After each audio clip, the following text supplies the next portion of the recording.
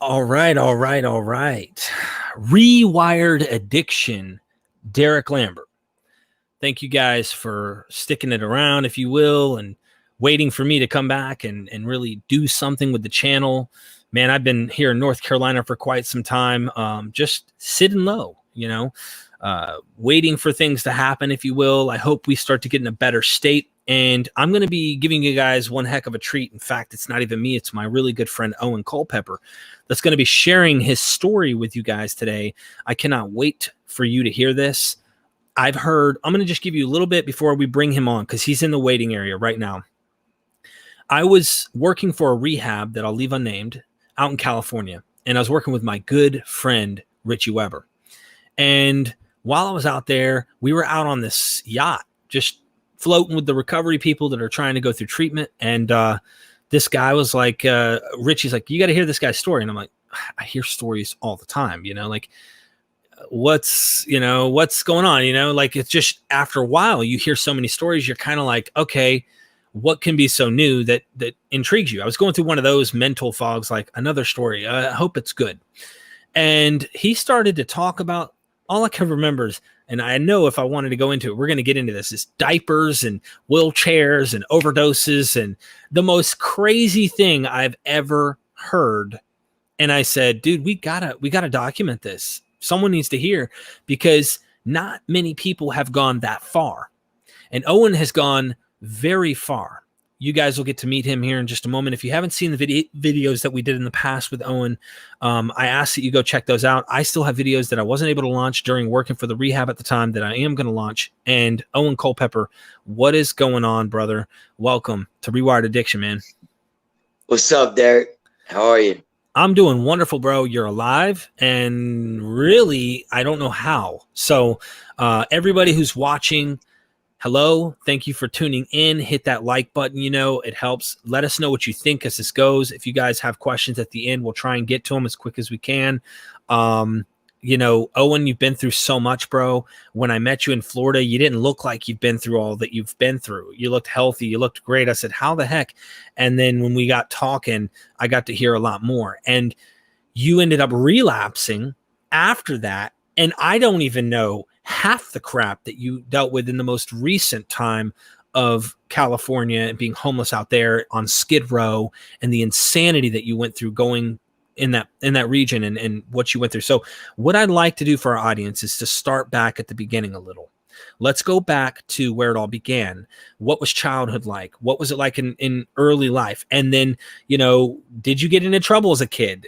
Start getting into some things that started leading to the road you ended up on. And we will get into the insanity. You're going to want to stay tuned. Trust me when I say I've never heard anything like this. And let's get started, Owen. Talk to us, man. Tell us something about yourself, brother. I'm going to mute myself. All right, so my name is Owen Culpepper. I'm 39 years old, and my birthday is 9/29/81. And I was born. I'm one of four kids. I got three sisters. I'm the youngest, the boy. My mom works for the Postal Service for 30. I think I'm not. When I tell you these dates and this stuff, it's not exact, and it's not because I'm trying to lie or trying to I'm just off with the dates, and I don't know everybody's business because I've been absent for a long time. My mom, I think, put in close to 39 years in the post office. My dad put in another I think, I want to say 38 to 40 something years. I think he got a 40-year pin with the local union, 630 Plumbers and Pipe Fitters Union down in West Palm Beach, Florida. I come from a really hardworking family. My mom, and my sisters, I got three sisters. My sister Tracy, the oldest, she put herself through college all by herself, bro. She worked her ass off. She's about let's see how old Tracy. Tracy is 50. Oh, she's gonna kill me if I can't remember her exact age. If I say it's too old, she's really gonna kill me. So I'm just gonna be comfortable and say 50 years old. My sister Tracy's 50 years old, okay? And she's the oldest. And then my sister Julie is about 47, 46. And then my sister Marcy is about 44. And that puts me at the youngest, 39 years old. All right. So back to childhood. Now, growing up as a kid, I up to about 8 years old, bro, was fantastic, dude. I mean, it was for every kid. Every kid would have loved to have had my childhood, bro. We had these 3-wheeler ATCs. My grandpa lived on our property. We had over a couple of acres of land out in Jupiter Farms, Florida. We had our neighbors were Burt Reynolds, George Jones. We lived on Burt Reynolds Ranch. Was right next door. You know, we cruised on the 3-wheelers. You know, we ran free. It was a dream, man. It was every kid's dream, bro. Um, Now I will say that our family sacrificed a lot. Um, we had a trailer that we all lived in. I might get emotional here. We all lived in this trailer, and all 4 of us kids slept in one room. And my mom and dad still worked, and I can remember us 4 kids were really tight. And my dad was building the big dream house that we all were waiting on, and it took him years to build this house. He built it with his own 2 hands. And this house was so many square feet. I can't remember the square footage, but we had a pool. I mean, a huge pool in the middle of the house. We had everybody had their own choice of water beds. I got to pick out. I had a Lamborghini car water bed. I had a huge bedroom all to myself. All the kids got their own bedrooms, and this was like 3 years we lived in this roach infested trailer while my dad built this dream house that our family's going to live in. My mom and dad were married 18 years. One day my dad comes home from work. I have no idea anything's going on. Well, let me go back a little bit. Stuff starts happening, and I start noticing that my mom's crying a lot. And I'm I'm I'm about 7 years old at the time, and my mom and me are leaving a lot at nighttime, and we're going to the bars, and we're looking for my dad. And my dad's car would be in the back of bars with palm fronds hit on top of it. And my mom would say, "Stay in the car, OJ," and she'd go in the bar and look for him, and of course he would be with some woman. And I remember her coming out crying, and it hurt me a lot because I couldn't do anything about it. And I always wanted to do something. I always wanted my mom to stop crying. That was the one thing I wanted to do as a kid. I could never never get her to stop crying. My mom suffers from a lot of stress, and it's caused from family stress. It's caused from a lot of us kids, me especially, and my dad at the time. Um, my dad comes home and he says to my mom, now let me give you an example. My dad is colorblind, okay? My dad was colorblind. He couldn't even lay out his own clothes for work because he would dress up. If he dressed up for work, he would wear a purple tie with a red shirt, okay? Or a yellow shirt with a green tie if he dressed himself. So my mom, every morning at 4:30, 5 o'clock in the morning, would lay out his shirt, would lay out his tie. She would iron his clothes. She would make lunches for all 4 kids. She would cook breakfast for all 4 kids. And then she'd get on to work, and we would jump on the school bus. We all 4 went to a Christian school. All 4 of us went to a K through 12 Christian school. Okay? So my mom's doing this continuously throughout my sister Tracy witnessed it all. My sister Tracy was about 17 when they got divorced, 16, 17. I was 8 years old. This was 1989 when they got divorced. I was born in 1981, so I was 7 years old. My dad comes home in 1989. He goes, Nancy, he says, I don't love you anymore. And he says, we're going to get a divorce. And my mom took it really hard. And my 3 sisters all went with my dad, except for Tracy. Tracy was old enough to put herself through college at that time. So Tracy worked 2 jobs at a restaurant and put herself through college. Julie and Marcy, my other two sisters, went with my with my dad, and I would never abandon my mom because she's my mom, and I was a mama's boy. And I think that was the hardest thing I ever had to go through as a kid at that age, was watching my family get torn apart, and the sacrifices as a family we made living in that roach infested trailer for 3 years, with and this dream house was getting built, and then all of a sudden in the snap, and the finger snap, bro, and it was gone. There was nothing. It was gone. The next Christmas, my Christmas tree was this big. It was just me and my mom.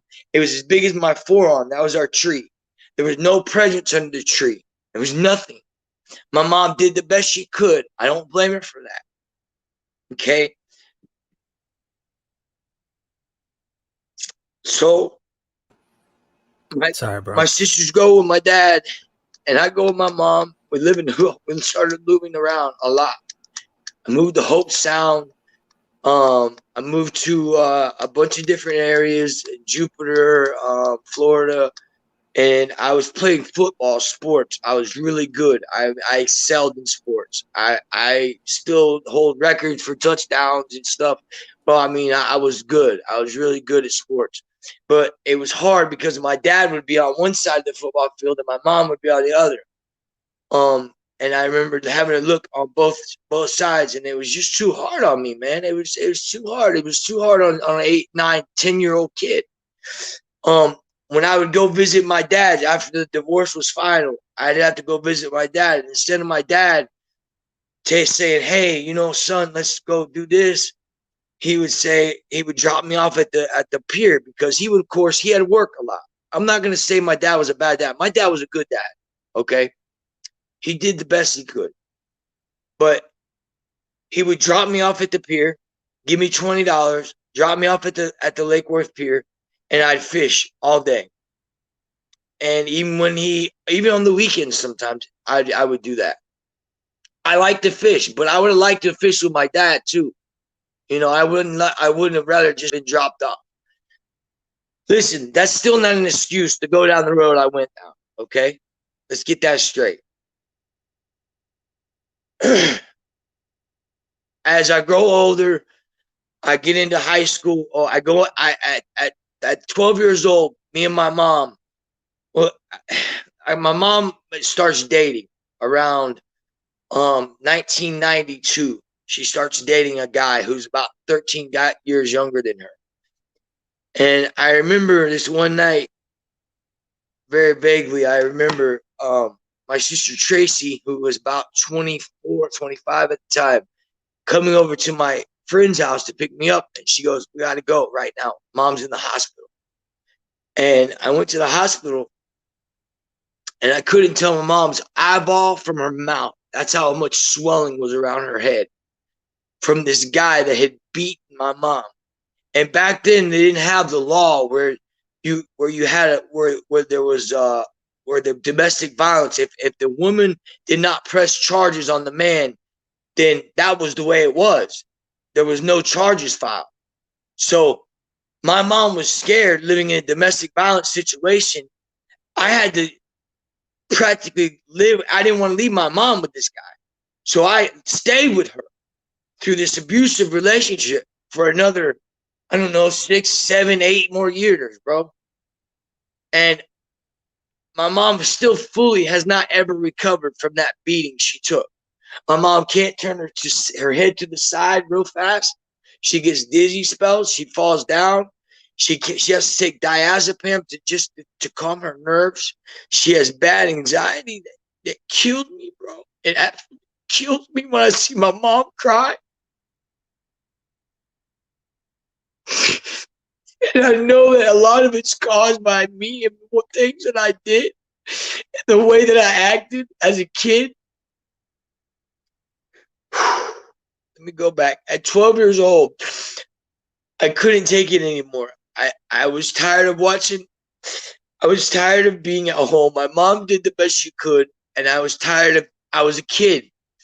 I was a kid, bro. I chose to hung out. I hung out with 18-year-old kids. I hung out with 20-year-old kids. I hung out with older people. I didn't hang out with people 12 years old, bro. I was hanging out with people that were gangsters and gangs and wannabe gangs. Not really gangs, but just wannabe gangs, you know, come up with some name of some gang and we joined. We were in North Carolina, for God's sake. Later till I learned what a real gang was, until I went to California or Miami, what a real gang was. But we were in these wannabe gangs. And one night on a Christmas, it was a snowy night. I chose to make a bad mistake, and I committed 7 felonies in one night. And I was facing 49 years in prison. I'm not gonna go into all the details. It just had to deal with a stolen cop car. I shot the windows out of the cop car. I went into the cop's house and I stole a bunch of guns out of his house. That was all that was there to that story. I was put on probation until I was 18 years old, and I violated my probation by bringing concealed weapons to school. All I was looking for was attention. That's all I was looking for. I wanted attention. I didn't necessarily want it from my mom because I was over that. I wasn't mad at my mom, but I was over trying to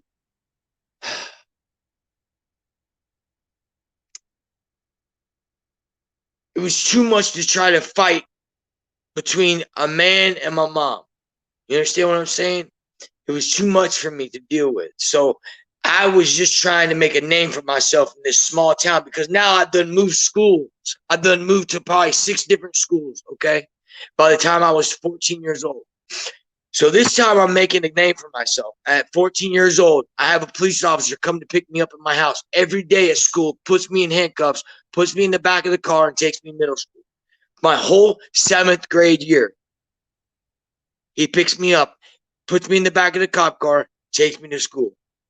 And that's how I went to school. Embarrassed, totally embarrassed, because I was in trouble. Every day I was in trouble, bro. If there was a way, if there was something that I could do to get in trouble, I did it. Because I wanted people to know who I was.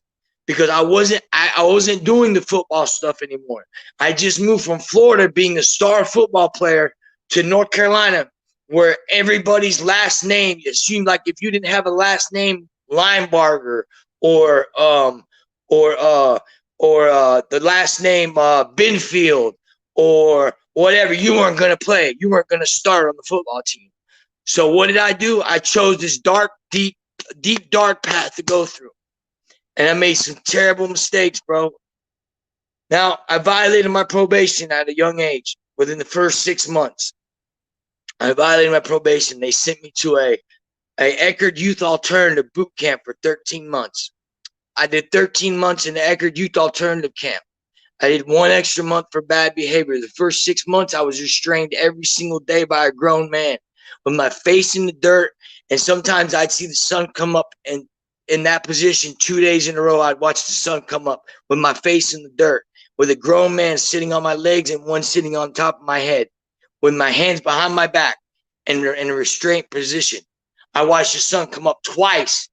It was so cold. It was 33 degrees out. I'll never forget it. It was 33 degrees out. It had been raining there at this Eckerd camp. And my clothes were soaking wet. And it got down to 17 below zero that night, wind chill factor. 17 below zero. So my drool, because my face was in the grass, was frozen to the side of my face.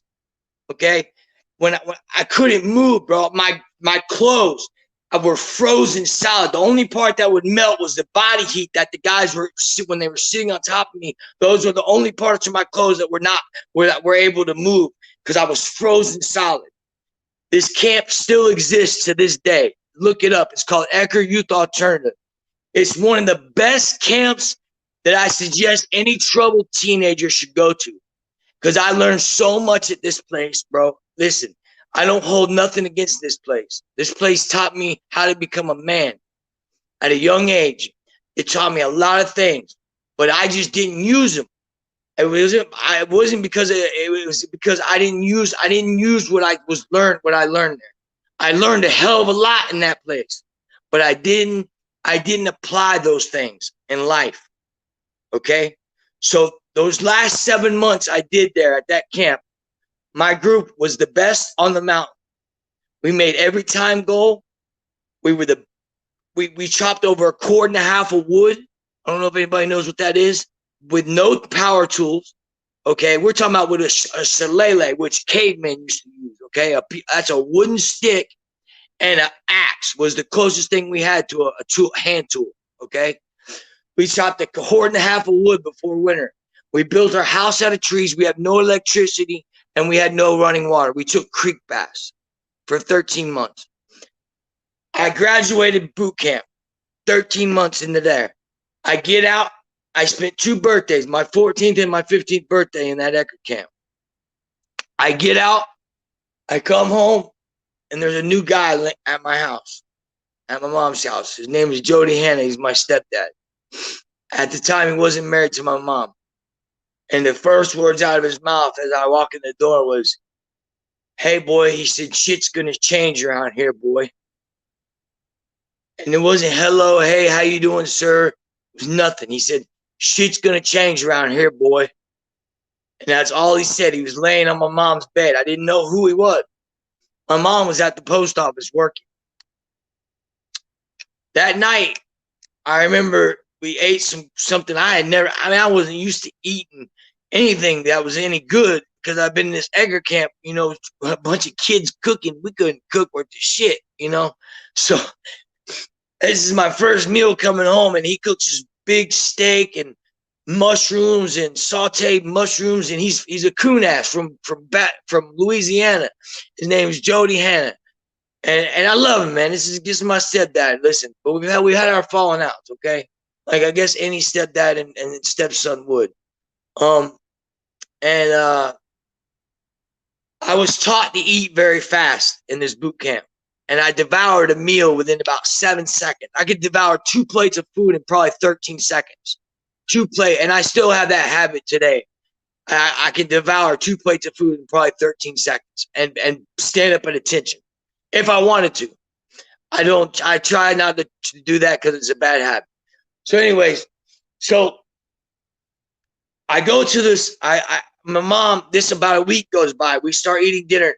And Jody's can't take it anymore. He can't take the way I'm eating my food. I'm smacking on my food, and I'm smacking, and I'm forking, and I'm shoveling the food down my throat as fast as I can. I'm shoveling, and I can't stop. I'm ADHD as it is, bro. I'm ADHD. I can't help what I do. And what he's telling me, I'm not listening to him.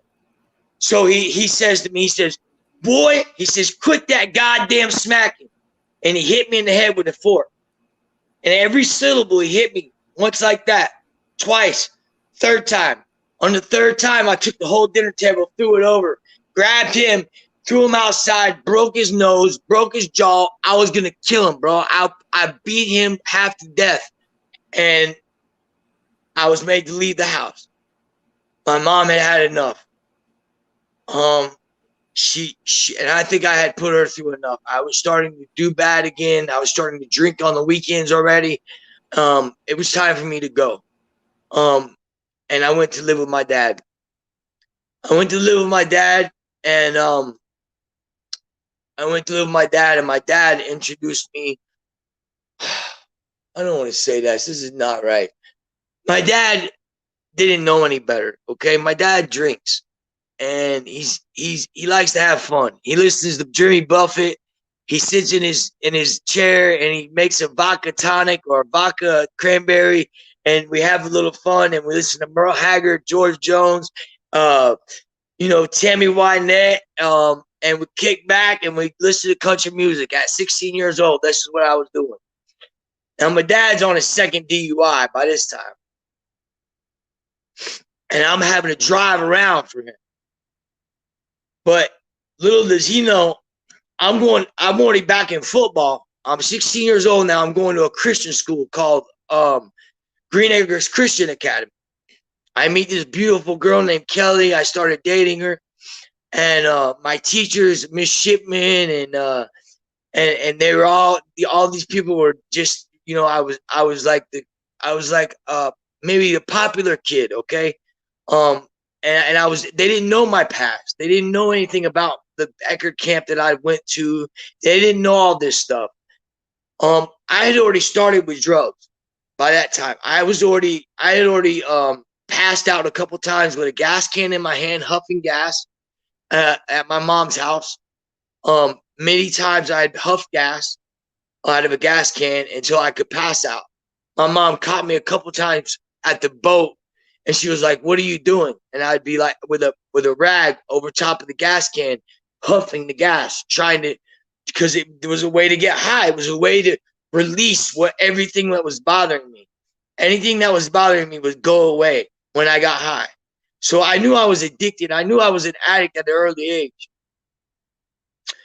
So I've already been smoking weed by this time. Alcohol was every weekend. Ecstasy came around. 16 years old, I'm popping X pills like crazy. I've did cocaine. Well, my cousin Wolfman comes in the picture. Wolfie is my cousin who I dearly look up to, okay? And I had a lot of respect for Wolf. My family does not approve of Wolfie because he was a lot older than me, okay? And Wolfie was addicted to a lot of drugs. And I know we're probably running out of time, bro. But Wolfie Wolfie introduced me to crack cocaine. And when I took a hit of that crack cocaine, bro, my whole life went different. It was everything in my life was gone. I didn't care about anything or anybody anymore. Nothing bothered me anymore. I worshiped it, bro. I dreamed about it. You wouldn't catch me anywhere without a pipe at 16 years old. My teachers never knew that I was smoking crack. I'd play football for my football team, and I would go home on the weekends and smoke crack because I was leaving school during fifth period, or fourth period or whatever. I would leave. I had a class where I would leave during fourth period and get credit for it. And I would leave and I'd work at this place called Size Supply. And that's where I was getting my money to smoke crack. Any penny I had went to crack cocaine. I smoked crack from the time I was 16 till I was probably 34 years old. Every single day, bro. I didn't stop. I just couldn't stop. My daughter was born in 2006. Hold on. We're skipping stuff now. You're getting anxious, and you don't need to. First of all, the reason why I haven't even interjected is everything you said was gold. It's from the heart. It's real, and I'm only going to get in your way, bro. So, I want you to take it, what's important, building up the narrative. Of course, we're going to be talking about how you were homeless for 10 years. We're going to talk about you were using rainwater that was floating in leaves to draw your syringe water to end up injecting your fentanyl while living under bridges. You were using pond water to inject with. I mean, all that kind of stuff is things that you've mentioned maybe before on the show or to me, and I mean, many, many more things, but don't rush it. Let's get through this. Take us through. You have a kid out of nowhere. I mean, who's this girl? This was a different girl. Okay. I've been with listen, there's a story. I'll tell you a funny story. I was 16 years old. I was getting ready for school. My dad was in the shower and he's getting out of the shower. And we've been, the night before was a Super Bowl party. And my dad's in his towel and I'm in my towel. And he's shaving and I'm shaving. We're fighting for the mirror. And he says, what happened to you last night? Well, now he knows we drink together. I'm 16. He's 50, whatever. He drinks with me just as much. And he said, what the hell happened to you last night? I said, shit, Dad. I said, I'm scared to tell you. He said, well, tell me what happened. I said, I slept with Donna. He said, don't worry about it. I did too. Well, Donna. What? Well, Donna is Debbie's sister, my dad's wife's sister. Oh my gosh. Do they know this today? I hope you're not spilling the beans. My dad don't watch this anyway. He'll never watch it. He'll probably never ever watch this, so it doesn't really matter. So she's not the one that you got pregnant, though, right? This is a different girl. Okay. No, this is not the one I got pregnant. No, she was 40. This lady was 49, 48 years old at the time, and she was, we were drinking, and one thing led to another, and I was a Mr. Horn Dog because I was 16 years old, and I'd put my penis in a light socket if I knew it would get me off. Okay, and it was just the way it was.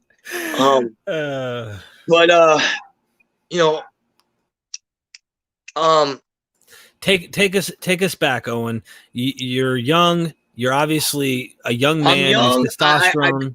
I'll tell you how the first time my dad found out about me smoking crack. I had already stole his wedding ring that he had for his 18 years from my mom because he wasn't wearing it anymore, and it meant nothing to him, obviously, because it was in the drawer at his house and it stayed in there.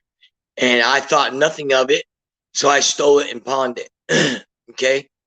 I went to my job site and I was working for John J. Curlin Fab Shop, and there was $260,000 worth of tools that were unaccounted for at my job that were coming back from Walt Disney and Epcot and all these jobs. And as they were coming back in by the crate load, I was taking a crate a night and putting it on the back of my friend's truck, and we were taking it to the homeless people and pawning them. Okay. Well, one night I walk in, it's 5 o'clock in the morning. I walk up the stairs and my dad turns on the lights real quick. I was trying to be as quiet as I can. I walk through the courtyard. I open the door and I start walking up the stairs and the lights come on real quick. And my dad goes, "Life of a crackhead." And I was like, oh my God, dude, this is my dad. This is the guy that I look up to more than anything in this world, bro, was my dad. My pops, I love my dad to death, bro. Listen, I wanted to be just like my dad. There was nothing I wanted to do than to get him to accept who I was as a kid. And I never got it. And now I got his attention. I got his attention for the first time. I don't know if I was happy. I don't know if I was sad. I don't know if I was mad. I don't know how I felt, bro. But I know I got his attention for the first time ever. And he was paying attention to what was going on. He said, "Man, you got to go. You got to do something." He said, "You got to go." So I went to my first treatment center at 20 years old. Hanley Center. It was Hanley Hazleton. It was one of the top treatment centers in all the United States. If you ever look it up, it was $28,000 for 28 days. It's right up there with Betty Ford and all that. It's called, if you've ever been to treatment, you've seen the Hanley books. It's a book about this thick. It's made from Hanley Hazleton. It was the number one top treatment center in the 90s. Number one. Okay, I went there. Daryl Strawberry went there. Who else went there that was famous? The guy that plays Iron Man. Robert Downey Jr. went there. A lot of famous people went to this treatment center, okay? So here I was, 20-year-old broke crackhead in there with Rick Mears, okay? Anybody know who Rick Mears is? Rick Mears was tied with A.J. Foyt and Andretti for the most wins at Indy 500, okay?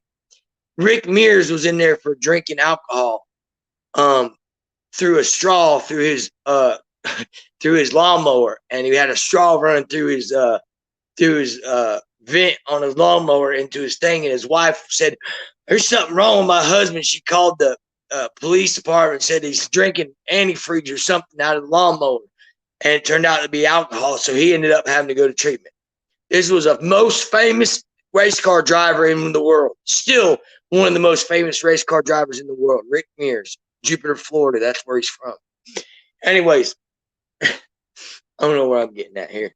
I'm getting off topic, but that's my first treatment center. I was 19. I was 20 years old, something like that. That was my first treatment center. And this was a vicious cycle. Crack cocaine was, when I tell you, I was on my way to probably doing a life sentence in prison because I was going to hurt somebody bad. My motto was, you know, somebody's coming up short and it's not going to be me. That was my motto. That's how I lived. I smoked crack every single day and every single minute of the day. By the time I graduated high school, I was a full-blown crack addict. That's why I say, when people hear me say heroin saved my life, it saved my life. Heroin saved my life. Heroin brought me to my knees. I think that there's a lot of heroin addicts that understand exactly what I'm talking about. It brought me to my knees. I can remember times when I was homeless, man. I was homeless. Before we get there, Owen, I want to just right here, let's answer that question. How did you end up homeless? You got out of the treatment center there. Well, I started hustling. Okay. I was going to gay bars and I was good looking. Okay. And I used my looks to get what I wanted to get. So I'd go to gay bars and I'd hustle gay men to act like I would act like I was bisexual, which I'm not. And I would act like I was gay, and I would get these men to come on, and I would either take their money or whatever, or say, hey, man, I got some ecstasy out in the car, because that's their number one drug was ecstasy, and I would take their money and run and out the bar, and I'd jump in the car and go. Okay? Now, I got one of my best friends is gay. So before you guys just start getting off here and hang up, let me just tell you, my best friend in this whole entire world, Kenneth Raven, is gay as they come. Okay. And I have more respect for him than anybody out there. And he is my number one best friend. Okay. So don't get your panties in the wad because I said I was hustling gay guys. Okay. I hustled him. Okay. That's how I met him. I was hitting the bar hustling. And there was something different about him. Ken was I knew he really cared about me. I knew he wasn't just trying to I didn't think he was very selfish. He was something different about this guy. And he helped me. He said, you have a drug problem. He said, man, I'll help you. He got me into a treatment center again, Hanley Center. This time he paid cash money for me to go. Okay. He brought the cash. This is a multi-millionaire. Okay. Kenneth Raven is. Brought cash money for me to go to treatment. Of course, I'm not done. I'm nowhere near done. I ain't hit bottom yet. I haven't even been homeless, but maybe couch surfing. I'm 20, what? 20, I'm probably about, I had to be about 26 at the time, or 25. I was still couch surfing. I was never really homeless yet. I had been on the streets because by choice, a couple nights, but never actually had to sleep on a sidewalk or sleep on a park bench or any of those things had not come about yet. Or get tickets sent to you like yesterday for sleeping in the middle of a median down in Florida.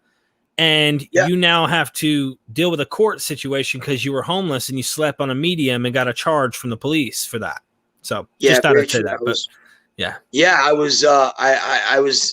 I still have charges. I got a warrant in California right now for I had a cop roll up on me after I went to Cali. This time I relapsed, and I'll get into that later. But the cop rolled up on me, and I had 2 syringes full of fentanyl, and I shot. He said, leave him alone right now. He said, what's in them? I said, water.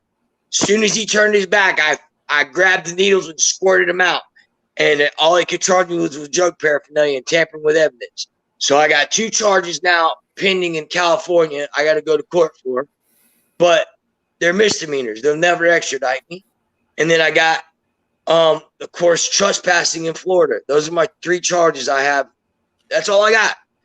At 39 years old, that's all I got, man. I got That's 3 all you little got babies. now. That's nothing. That Yeah, ain't that's nothing. That's I will go happily and turn myself in for those charges and get that stuff expunged. Matter of fact, once I get a year sober, I'm gonna write a letter to the courts down there and see if I can just do away with that and let them know, hey, I've changed my life. Right. You know, I've got almost 5 months right now. I've got right about 5 months clean sober right now. Oh, let me just tell everybody this. I'm not anyone to sit here and judge anybody of how they get clean and sober and what they use to get clean and sober. All I know is I don't stick a needle in my arm anymore, and I haven't stuck a needle in my arm in over 5 months. I take methadone, okay? I don't have to go to the methadone clinic anymore every day. I go once a week. 4 times a month I go to the methadone clinic. You know why? Because I passed 10 drug tests in a row. I did exactly what they told me to do from day one. I entered that clinic. I was the worst. I looked like when I got back from California this time, bro, I was smaller than when I got to California. That's how bad California was. I was smaller. I was probably 120 pounds if I was lucky when I got off that plane here in North Carolina, and I finally got to that methadone clinic. I was small. Now I gained some weight in between that 2 weeks before I went to the clinic, but I went to the clinic and they told me what to do, and I did exactly what they told me to do, and I passed. I'm on my 11th drug test.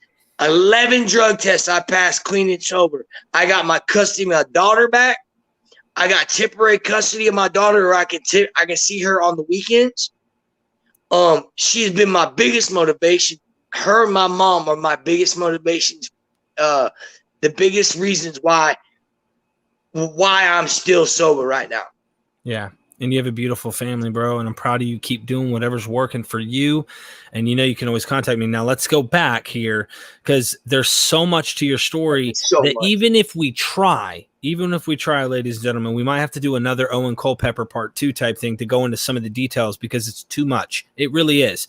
So Owen, you're hustling gay guys at a bar, and trust me, I feel you, man. Like, we live in a different world, man. I've got good friends that are gay too. So I'm totally comfortable about this, because I know what I am. I know I'm straight. It don't matter if you weren't. It doesn't matter if you weren't. I know. I'm just making the point, bro. It doesn't matter. My point is you were hustling because you knew you could get the money. You knew how to get the money. I was a thief. I was lying, and that's what I did. You were more than just a thief. You were finding ways to extort people to get money. You know what I'm saying? And I understand, because I had a few guys towards the end of my run that were like, I'll pay you some money if you'll do some stuff with me. You know what I mean? So I understand the mentality there, and what we're doing is just trying to keep that drug going. So you're hustling gay people, but that's not all you're doing. You're stealing a lot. You're setting things up and constantly trying to get money. You are couch surfing. I've already said I stolen checks. I took this gay guy named Bob Singleton. He worked at the Ritz-Carlton. Everybody's heard of the Ritz-Carlton, right? I would hope so. That's expensive. Okay. Rich. The Ritz-Carlton is one of the most expensive hotels in Palm Beach County, Florida, okay? And he worked there. He was the pianist there. He was gay. And I took his checkbook and I wrote out over $12,000 worth of bad checks. Thank God the man took and paid off every one of those bad checks, or my ass would probably still be in prison. That's one instance of what I was doing to get my crack money. Okay. I would do anything. There was nothing I didn't do to get my crack money. Nothing. That's why I say heroin brought me to my knees and saved my life. So by this time I was in and out of jail, bro. I was in and out of jail, but I've probably been to jail. I think my sister looked it up the other day, and it was like I don't know, 70 sometimes. I don't know. Just in West Palm Beach alone, man. I was getting arrested every other week. For this, that, the other felonies. I've got probably I've got 3 adult felonies on my record, and I've got 7 as a juvenile. So I've got 10 total felonies as a juvenile and adult. I'm not proud of that. It's just the way it was. That's the drugs. That was the drugs, man. That was the drugs. That's what they do to you. Owen, take me here because I want to get to this chronologically as best we can to cover some of these things. Okay. You're around 25, 26. You're doing this hustling. You're really running the streets. You're couch surfing. At what point? Couple questions here. At what point did you become homeless and start saying, "All right, I got it. I'm living out on the streets now"? And pill mills, they haven't come up on the story yet, right? They haven't quite all that crap came out in Florida and doctors were giving anyone your cousin fake MRIs. Oh, looks like the x-ray says you need Oxycontin 80s, 180 of them, where is this at? When did you go from couch surfing? Yeah. I'm on crack cocaine real bad. I'm in jail. I'm sitting there in jail and I get in there and I'm talking to this guy about the pill mills. And he says, bro, I'm making so much money on this shit. He's like, I get 200 something oxys. I get 100 something methadone. I get all these. And I'm like, dude, I'm in, bro. You know how much crack I can smoke with that? I'm like, where do you smoke your crack at? He's like, I got a sailboat in the harbor in the intercoastal. He's like, I just go there and I smoke all my crack all the time. I can do it any day of the week. I said, bro, what doctor do you go to? I got all the information while I was in jail. I met another jailbird. Hold on, man. I got to turn this heat off. Hold on a second. Guys, Owen's story is something else. I'm just letting you know while he's gone. It just is the craziest. Okay. Just crazy.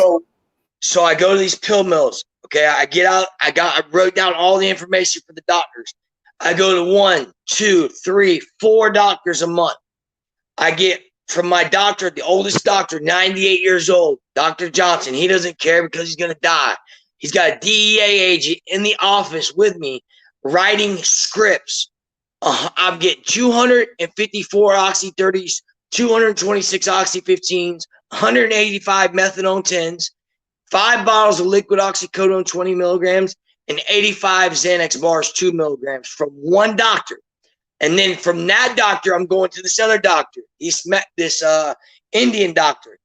He gives me 250 Oxy 30s. I go to another guy, another Indian doctor. He gives me 200 even Oxy 30s.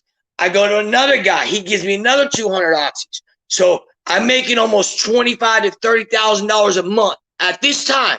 Now, I'm starting to get scared because the people are getting busted left and right down in Florida. So I narrow it down to 2 doctors. I'm going to 2 doctors now. I'm going to my 98-year-old doctor. I'm going to another doctor, this Indian doctor, for 250. I remember my friend Kenneth Raven I told you about, like the gay guy. I'm living with him at the time, driving him insane out of his mind. Okay. I'm living at his mansion, mailing drugs out of his house.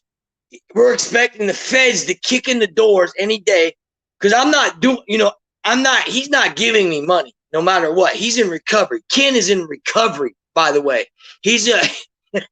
Ken has got 9 years sober at the time, clean and sober. His drug of choice was pills. This guy, Ken, I don't know how I ever did it. He'll tell you this story. You got to get him on live one day. But I get Ken to take me to UPS, and I'm putting all the pills in the back of the alarm clocks, and I'm sending them UPS to this guy named Hollywood up in Kentucky. To my best friend Ronnie Kelly lives up there, and I go up there and I got a pound of marijuana and a bunch of pills, and I drive from Florida with no license. I drive the brand new Cadillac Escalade truck all the way from Florida up 95 all the way to Kentucky with a pound of pot and all the pills. Anybody who buys more than 10 pills, okay, to me that's $200. You buy 10 pills, 10 times 20 is 200, okay? I just give you a quarter ounce of pot, okay, of good pot, not dirt weed, just good regs. So I'm giving you out free weed. I give out a whole pound of weed. I sell all my pills there. I meet connections in Kentucky and other places.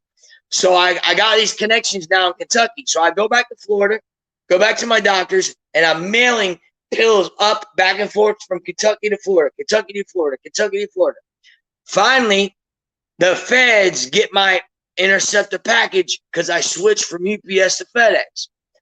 And they got the package, and I'm calling my boy Hollywood because I'm picking up Western Unions every other day. You know, I'm picking up the Western Unions from the from Walmart to Walmart. $5,000 was all you could pick up at that time. And that was the maximum you could pick up. So I'm picking up Western Union for $5,000, and I called Hollywood. I said, "Where's my money at, bro?" He goes, "Bro, I never got the package." I said, "What do you mean you never got the package?" He said, "Bro, I never got the package." I called FedEx. I called FedEx. I said, "Where's my package at, man?" I said, "My alarm clocks I sent to Hollywood, my friend Hollywood in Kentucky." He said, "Palm Beach County Sheriff's Office has got that package, bud." He said, "Why don't you go call them and pick it up?" I said, "No, you have a nice day, sir." Click, hung up the phone. So that was the end of that. That was the end of the pill mills, okay? Now, I did get back involved in the pill mills after this, late after this, okay? So now I'm shooting up oxys, okay? I'm highly addicted to oxycodone, Xanax, methadone, all that stuff. I'm highly addicted. I'm shooting 10 and 12 oxy 30s at a time in a syringe. I'm getting 12 of them melted down into a syringe at a time to get them in my vein. As I'm getting more and more, my tolerance is going higher and higher and higher and higher and higher. Well, I get an abscess in my arm. I'm living with my millionaire friend Ken, the gay guy I told you about. I hate referring to him like this. This is my friend, and I hate referring to him as the gay guy. Well, you're letting people understand who, and I get it, but yeah, you don't have to refer to him as that anymore. Just call him by his name. Yeah. Okay, my friend Kenneth, okay, at the time I'm living with him, he's like, "OJ," he's like, "That's it." He's like, "You got to go." He's like, "I'm done with you." He's like, "I've had enough." He's like, "Your shit is over with." Meanwhile, I got him a pit bull dog that he fell in love with. I got him some good things. I just knew that I was treating him wrong, and I knew it was time for me to go. But I didn't just go easily. I snuck back in his apartment complex. They put up a $250,000 security system just for me to keep me out of this country club. You know, I mean, this was the nicest country club in the United States, one of the nicest ones. It's on the top 4. Okay, it's called Mears. They put in the security system for me, Owen Culpepper. They said this security system will keep me out. It didn't keep me out. I swam around it. I swam through the lake around the system and went through to Ken's house. I'm sitting on the back of Ken's porch with the torches lit, having myself a luau back there. He comes up, wakes up in the morning with the dogs barking. He goes, "Oh my God." He said, "How the hell did you do it?" I said, "I swam around the system." Anyway, make a long story short, I beat the system. Anyways, so what was the next question you were asking me? How I got homeless on the streets? Yeah, I mean, technically, yeah, because you went couch surfing, and at some point, he's saying you got to go. I'm shooting all this dope, these Oxy 30s into my arm. I get a bad abscess, September 1st, 2009. I'll never forget it. It's the first time it's the second time I've ever overdosed. September 1st, 2009. I go into surgery. They cut my arm open. Before surgery, I tell the doctors, I said, "Look, please, I'm begging you guys, do not let me go to withdrawal. If I do go in withdrawal, I will shit on myself. I'll be throwing up. It'll be a mess everywhere." I said, "I can't go into withdrawal, guys. Please, I'm begging you. Please don't let me go into withdrawal." They had me pumped full of morphine, Dilaudid. They had me 100 mics of fentanyl while I was awake.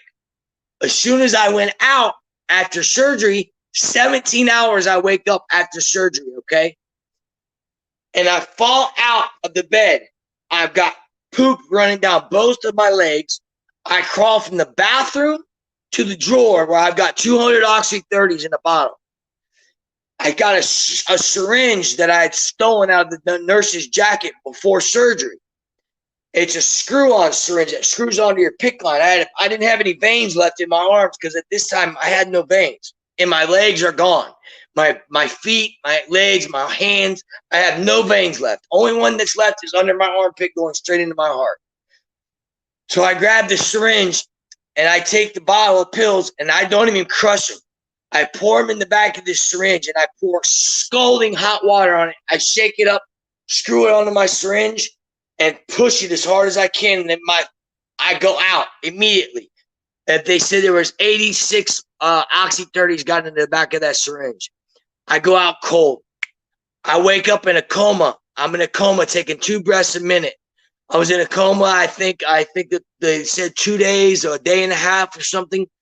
I'm taking 2 breaths a minute. I wake up to like my whole entire family's down here. My mom, my sisters, they're all flew in from North Carolina. They're all down there in West Palm Beach. Everybody's on to me now. They know that I'm a drug addict. They're like, what are you doing?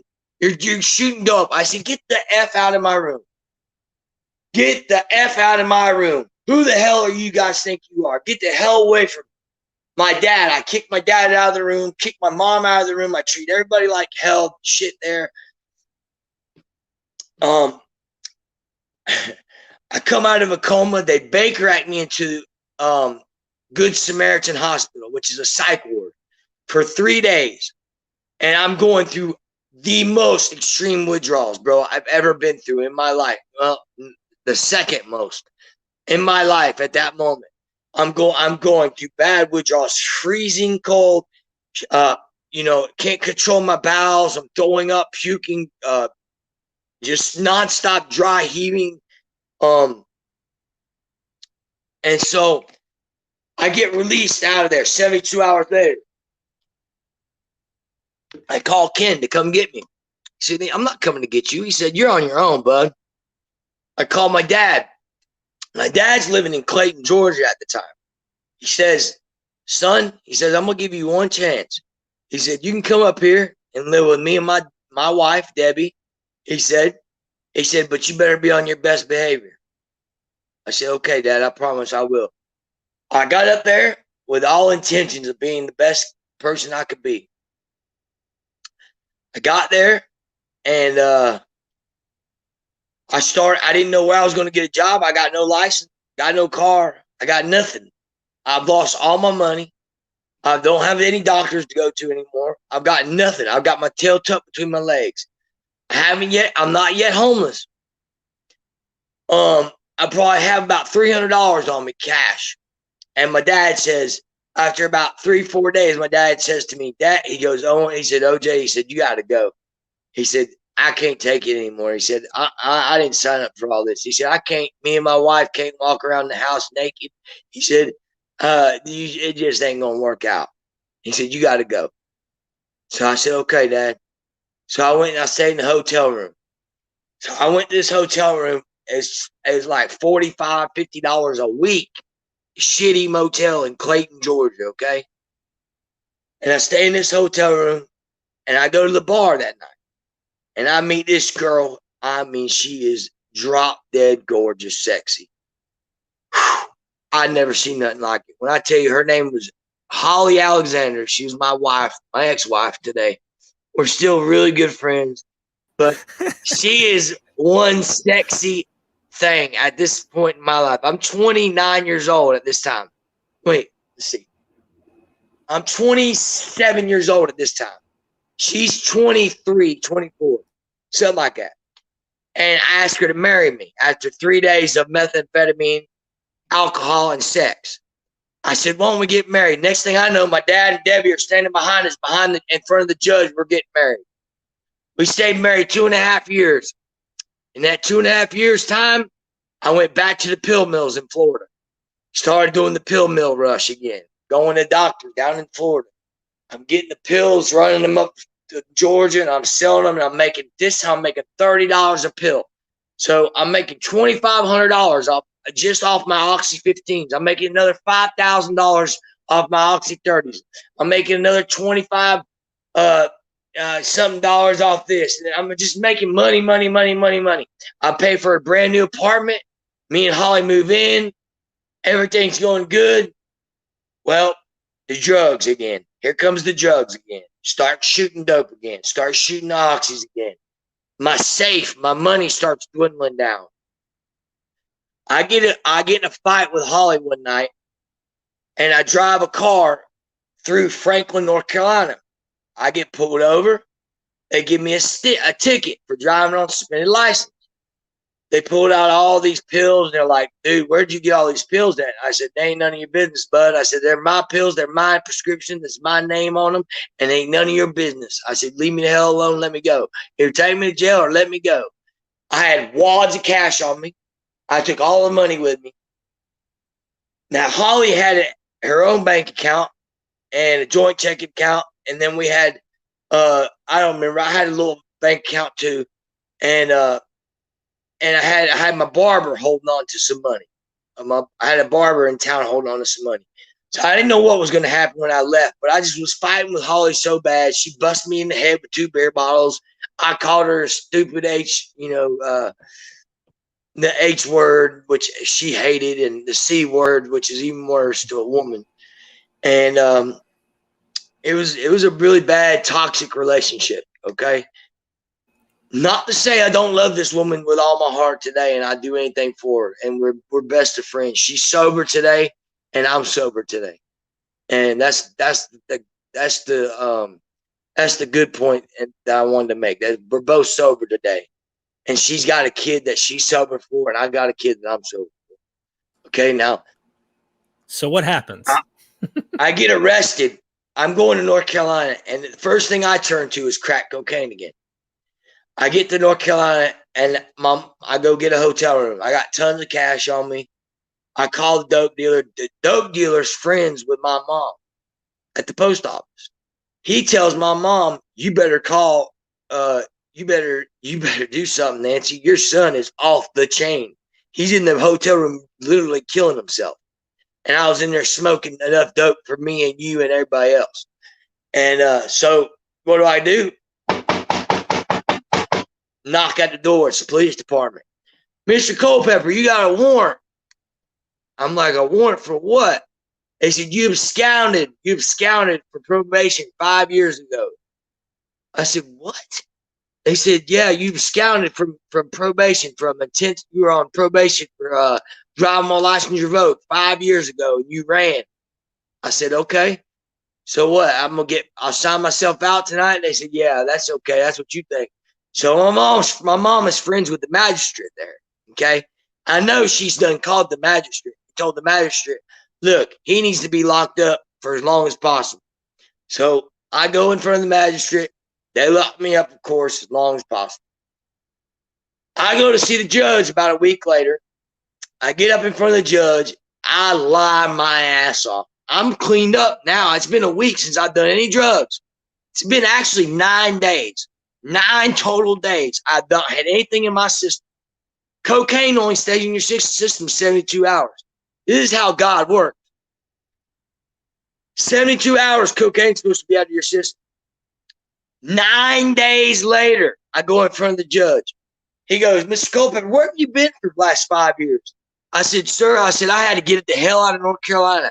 I said, this place, I was homeless. I had nowhere to live here. I said, I was smoking crack every day, stealing from every Tom, Dick, and Harry. I said, I haven't got any new charges ever in the last 5 years. And I hadn't. That 5 years, I had been totally clean. I hadn't got any charges, none on paper. I said, check the record. He checked the record. I hadn't been arrested in 5 years. He says, I'm going to grant you your release today, but you're going to go on intense probation. I said, what's that mean? He said, intense probation. You'll be taking drug tests every week. He said, and such and such. So I said, okay. I just wanted 1 foot out the door so I could take off and run again. Okay, that's all I wanted. I wanted to run back to Georgia, go get my wife. We were going to go live in Mexico or wherever the hell we were going to end up. That was my plan. Well, 5:30 p.m., the court shut down at 5 o'clock. 5:30, this black lady walks downstairs. She's my probation officer. She says, I need you to pee in this cup. Well, I haven't eaten anything or drank anything in 5 days because I've been detoxing off of cocaine, oxys, and everything else. My body's shutting down because I haven't eaten anything or drank anything. Okay. I pissed the most yellowest piss you've ever seen in a cup. And the lady looks at me and she goes, "You sure you haven't been doing any drugs?" I said, "No, ma'am, I have not." Comes back positive for cocaine. Cocaine only. No Xanax, no nothing but cocaine. I had smoked so much cocaine 9 days prior to that, it tested positive 9 days later. They called me back in front of the judge. And the judge says, "Mr. Culpepper," he said, "I sentenced you to 4 months Department of Corrections. They sent me to prison. 4 months. You get 4 months in North Carolina, you go to prison." So I get sent to a place. First, I get sent to Burke County Jail to process transfer. And Burke County Jail is nothing nice. They're doing pick and poke needles. HIV is running fluid and fluently through the jails. Hepatitis A, B, and C is bad in there. There's nothing but pick and poke needles and tattoo. For people that don't know, that's tattoo needles. Okay, they got tattoo needles. They got there's drugs galore in this jail. It's bad. Well, I volunteered to be a trustee the first day. I'm trying to get game time. I'm thinking, I want to get game time and get the hell out of here as quick as possible. 4 months, that ain't nothing. I can do 4 months standing on my head. So they make me a cook. They get a new sheriff voted in town. I've only been locked up 26 days at this time. New sheriff comes in. He sees me working in the kitchen. He comes, he says, "Is there any trustees that volunteer today to help me do cell searches?" He said, "I'm shutting this whole jail down today." He says, "I'm firing every staff member in this jail." He said, every guard in this jail is fired. He said, "I'm hiring nothing but police officers to run this jail from here on out." He said, "Anybody want to volunteer to sweep up?" I said, "I do. I'll sweep up. I'll raise both hands." I sweep it up. I find an Oxy 30 on the floor. I told the police officer, I said, "Sir," I said, "I found an Oxy 30 on the floor." He said, "What's your name?" I said, "Owen Culpepper." He said, "Who was your judge?" I said, "Judge Marks out of Culpepper County, North Carolina." I get a call 2 hours later, and they called me over the intercom. They said, "Culpepper, pack your stuff up. You're going home." I'm going home. I get released 3 months early. I call my mom. My mom thinks I escaped from jail. She's not coming to get me. I'm like, "Mom, please drive up here and come get me." She says, "I don't believe you." I said, "Mom," I had to let her actually talk to one of the secretaries there. I said, "Mom, please come get me. It's snowing out. It's like freezing cold in the middle of winter up in Burke County, North Carolina." Finally, she comes and gets me, and she takes me home. And I go home, and I'm planning to go back to North Carolina to see my wife. Man, I could go on talk. I could talk for days and days and days about my life story. I got to get back. Okay. So let's zero in on the big hits. So, the relationship didn't work out, right? Obviously, you and the marriage with the wife didn't work out. Yeah, she was sick of your crap. Well, I was sick of hers. Can't blame her. It was a two-way street. She was sleeping around on me. She was sleeping around on me with every Tom, Dick, and Harry, and I never cheated on her to this day. I put that on the Bible, but I was very emotionally and mentally abusive to her. Right. Okay, so that was a phase you went through. Your first marriage, crash and burn. Now, when are you on the streets? When is it official? It's like people don't want me on their couch. Well, go ahead. If you go back, it's been 12 years. It's been almost 12 years if you count to the sober time and all the times I've been in treatment now. It's been about almost 12 years. I started the streets back in 2000 and well, let's see, what year is this now? It was 2020. So I was homeless back in 2008 and 2007 for just a couple of years. My daughter was born in 2006. I was homeless for a couple of years, on and off the streets, smoking crack. My sister Marcy would pick me up. I was always in and out of the streets, in and out of the house. So I count those as homeless years, but they weren't really homeless yet. I really wasn't homeless. I count them as homeless because I had no home. Okay. So I'm really starting to I choose to go to the streets because my friend Ken says, OJ, I'm done with you. He finally lets me go as a friend. He says, you're going to die. He says, go die. Get out of my life. Don't bother me no more. My mom says, OJ, I can't handle you no more. My dad says, do what you want to, son. I don't care. That was the best thing that any parent could have done for somebody like me because I was out of control. So I go to the streets in 2012 for good. From 2012 to 2019, I spent every day on the streets. That's why I say 7 years. I was total for the last 7 years. I was totally homeless. Now, when you say homeless, Owen, I want everybody to follow here because we're going to get into this a little more in detail, if you will. Not over detail, but into some detail because we can always come back into stories about tons of your stories. There's just always some interesting stuff. When you say homeless, you mean tent living, bridge sleeping, sidewalk sleeping, outside, hopefully finding something that has a cover if it's raining. You're talking homeless. The guys that are really carrying shopping cart. Well, you probably didn't have a shopping cart, but maybe you did. I don't know, in 7 years. Absolutely, bro. That kind of homeless. My sister Julie will tell you she came down and saw me and she made a video, and I wish I had the video to show you guys. It was absolutely sickening the way I looked. And there's probably a lot of people out there that's got videos of me that I was the guy. If you were in if you're in a big city and you see a homeless guy in the median panhandling, and you're a kid and you're riding with your parents, and your parents reach over and they say to you, son, if you don't straighten up, you're going to end up like that guy. I was that guy. Okay? That's how I want everybody to picture. That was me. I want them to see you. Yeah.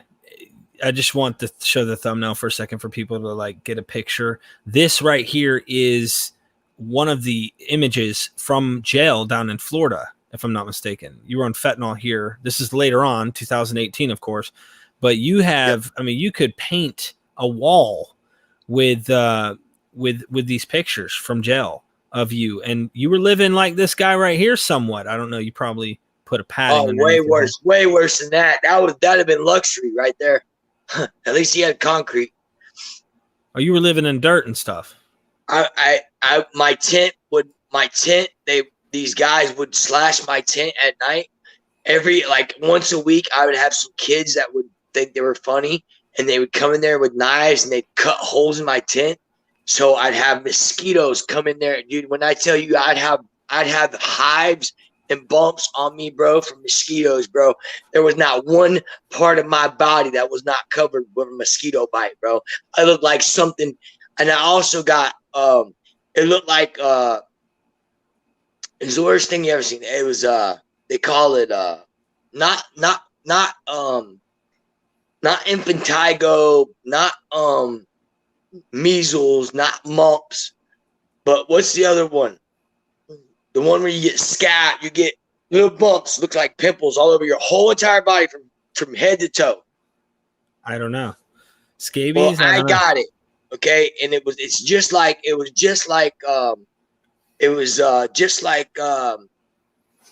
I can't think of the name, but only adults get it though. Adults are the only ones that get it. As they get older, you can get it. It's like chicken pox. Ain't it? Shingles. Okay. Shingles. I had shingles, okay?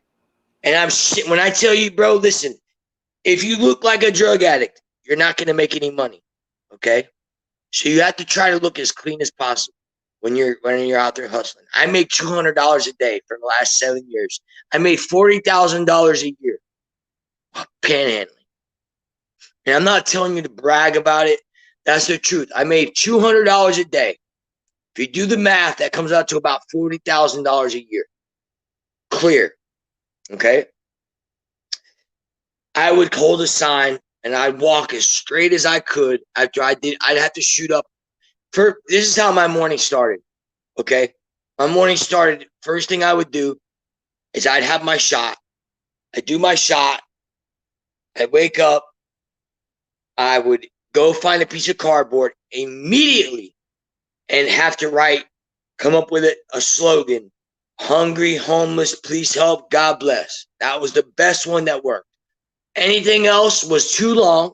They couldn't sit there and read it because the red light is too short. Anything else that was too short for them to read, that they didn't like it because it was too short. They wanted something. They didn't think you tried hard enough. So you had to have it in between. It couldn't be too long and it couldn't be too short. It had to be something that was fast. I knew I got so good at it, bro. I got so good at panhandling that I knew you were going to give me money before you knew you were going to give me money. That's how good I was. I could look at 30 cars in a median, 30 cars down the line, and I could tell you, I could probably pick the only 5 cars that were going to give me money. Because I knew them. I had been out there so long, I knew which cars were going to give me money. That's how long I was out there. Bro, my skin was black. I didn't have this paleness, bro. My skin was completely black. I mean, you saw the picture. Look at the tan. The tan I had. Bro, that tan, I was previously in jail. That was with a light on me. If you would have seen me, bro, how tan I was like almost black. And I tried not to go to jail because I was a heroin addict. I didn't go to jail for nothing, bro. The only way you were gonna put me in jail was for trespassing, because the state troopers didn't want me trespassing on the medians. Okay, and also the Palm Beach County Sheriff's Office didn't want me panhandling the median because, for one, we were holding up traffic, we were causing accidents, we were doing stuff like that. I can tell you some really quick stories, and then I gotta take a piss, okay? All right, I'm gonna tell you guys some really quick stories. There was a time where I was standing in the middle of the median, and I was freezing. I had what they call cotton fever, and I had water fever, and I was shaking so bad, bro, that I was running probably a temperature of 103 in the middle of summer. This was 110 degrees summer in the middle of July, August. Freezing, sitting there, goosebumps on my arms, and I was probably 120 pounds, soaking wet, and I'm freezing, and I'm shaking, and I can't even hold my sign because I can't even hold on the sign because I got no power in my hand because I'm so sick, because I just shot water that had been sitting in a cup, stale, probably that had been sitting in there for 2 months, that had got bacteria in. So I had stagnated water because I was too sick to walk to go get clean water out of the garbage can. When I mean clean water out of the garbage can, a lot of people in Florida drink water bottles, and they leave about this much water. We'll only need a little bit of water to get my syringe full of water. But I was so sick that day, I couldn't do nothing but get the closest water to me. There was no water on the leaves that day. And I injected water that had been stale and sick, and I knew it was going to get me sick, but I feared it would buy me at least an hour and a half before I'd start getting sick. And I shot it, and I got so sick, dude. I was deadly sick, bro. Deathly ill. The ladies were calling. A cop showed up. The ambulance showed up. They were going to take me to the ambulance, and I signed papers. I said, I don't want to go. I don't want to go. So they let me go. I got back on the median. I stopped traffic. I got a guy that stops traffic in the middle of the median. He gets out and he hands me a Masio jacket. He puts it around me. And then I got cars on this side that are coming behind me. And the guy says, God bless you, bro. And he kind of like gives me a hug. And man, I hadn't had a hug in so long, I didn't even know what it was. And he just hugged me and he gave me this brand new Masio jacket. And I was like, and winter's coming up. You know, it's getting cold in Florida. Winter's come right around the corner, 2 months away. It's going to be cold at night. And listen, I'm a Floridian. It gets cold at night in Florida. Okay? So I got the Masio jacket and I start to warm up a little bit. And this guy stops traffic behind me, gets out. I'll never forget this the day I die. He gets out, he gives me $100 bill, and he goes, I've been there, brother, and hands me $100 bill, and he gets back in his car and he drives off. I immediately I have to get dope in me as quick as possible because dope is the only thing that reverses the cotton fever. Okay, it's the only thing that reverses. It's like having so it's like having anti-venom. Okay, it's the closest thing I could say is anti-venom when you get bit by a snake. Okay, you get bit by a poisonous snake, you got to have anti-venom to reverse the snake bite. Okay, well, I have to have dope to reverse the cotton fever, the sickness from the fever. Okay, and I'm freezing. Okay, and I had to drink a lot of water and take Advil to kill the fever. Okay, Tylenol, water, and dope. That's the three things I needed fast. So I take all three. I call my dope man. I told him, please hurry. He comes. I get the dope. I get better. And that was at one time that I'll never forget. I will never ever forget that day. Bro, I've seen people kill people for just a little hit of dope. I've seen people hit people in the back of the head for a crack rock and split their head completely open, where they had to get stitches from ear to ear.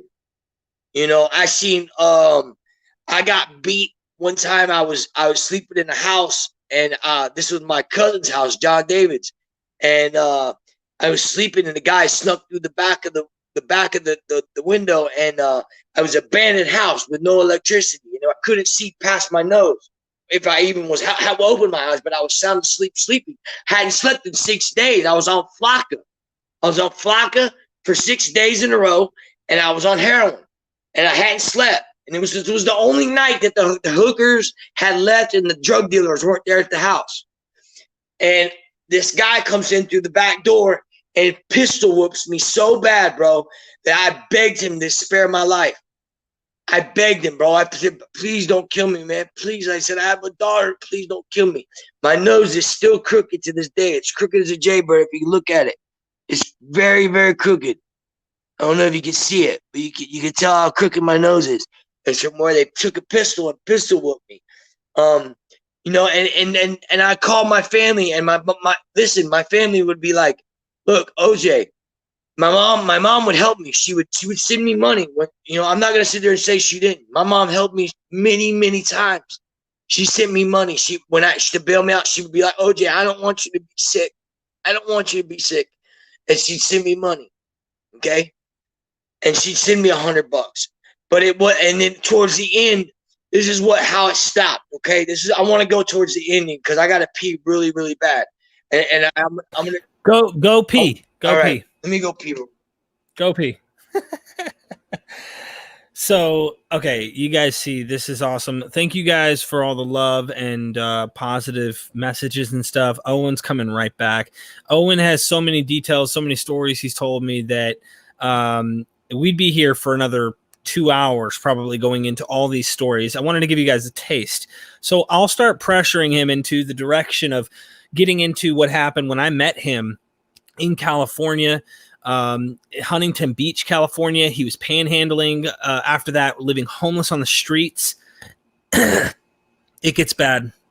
It gets real bad. He had some girl that was messaging my phone that he was contacting me. Some girl sending pictures and videos. She was way out on the deep end. And he would call me from time to time in his little sleep spot that was over there near a gas station. He would call me. And I was like, man, you got to get it. I even thought, just like my brother Kurt, you know, is he going to make it? I don't know. He might just die like this. There's nothing else, you know, is he going to do it? It's just crazy to wonder, is he going to make it? The stuff that he's already shared with you guys on previous videos, Owen was saying he shot up Flocka. Oh, he's not playing around about Flocka. He tweaked out a couple times on Flocka, saw a dead body. So anyway, Owen's back here. Let's see. Where you at, bro? There you are. All right. Ooh, I had to go.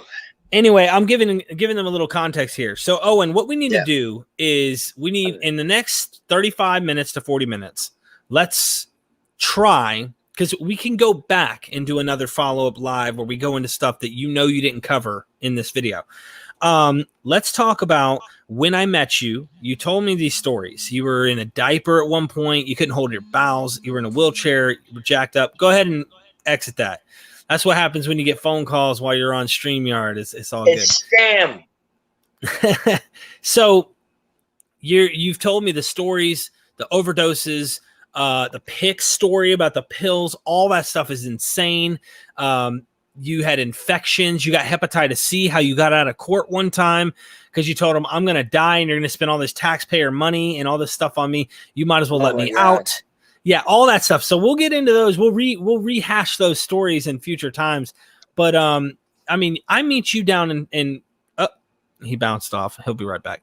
I meet him down in Cali, and he's got, health issues, but he is in the best shape he's been in years, and he's excited. He's on that pink cloud. He feels like, you know what? I think I got this. I got recovery. So hold on, Ivy. Okay, here we go. So no, I didn't meet him random, Ivy, just so you guys know. I haven't been able to comment because he's telling his story. And no, I met him. I was working for a rehab. This Rewired Addiction gave me the opportunity. This whole YouTube channel gave me the opportunity to help drug addicts get into rehab. Not only that, steer them in the right direction on trying to get clean. And if you want my honest opinion, I was saying this a long time ago, it's better to try and get medical attention and medical help versus trying to do this on your couch. Not everybody gets clean the same way, and not everybody has the same story. But I meet Owen down in Huntington Beach, California, on a yacht. We're floating on the ocean in a nice yacht. And there's a lot of recovering addicts here.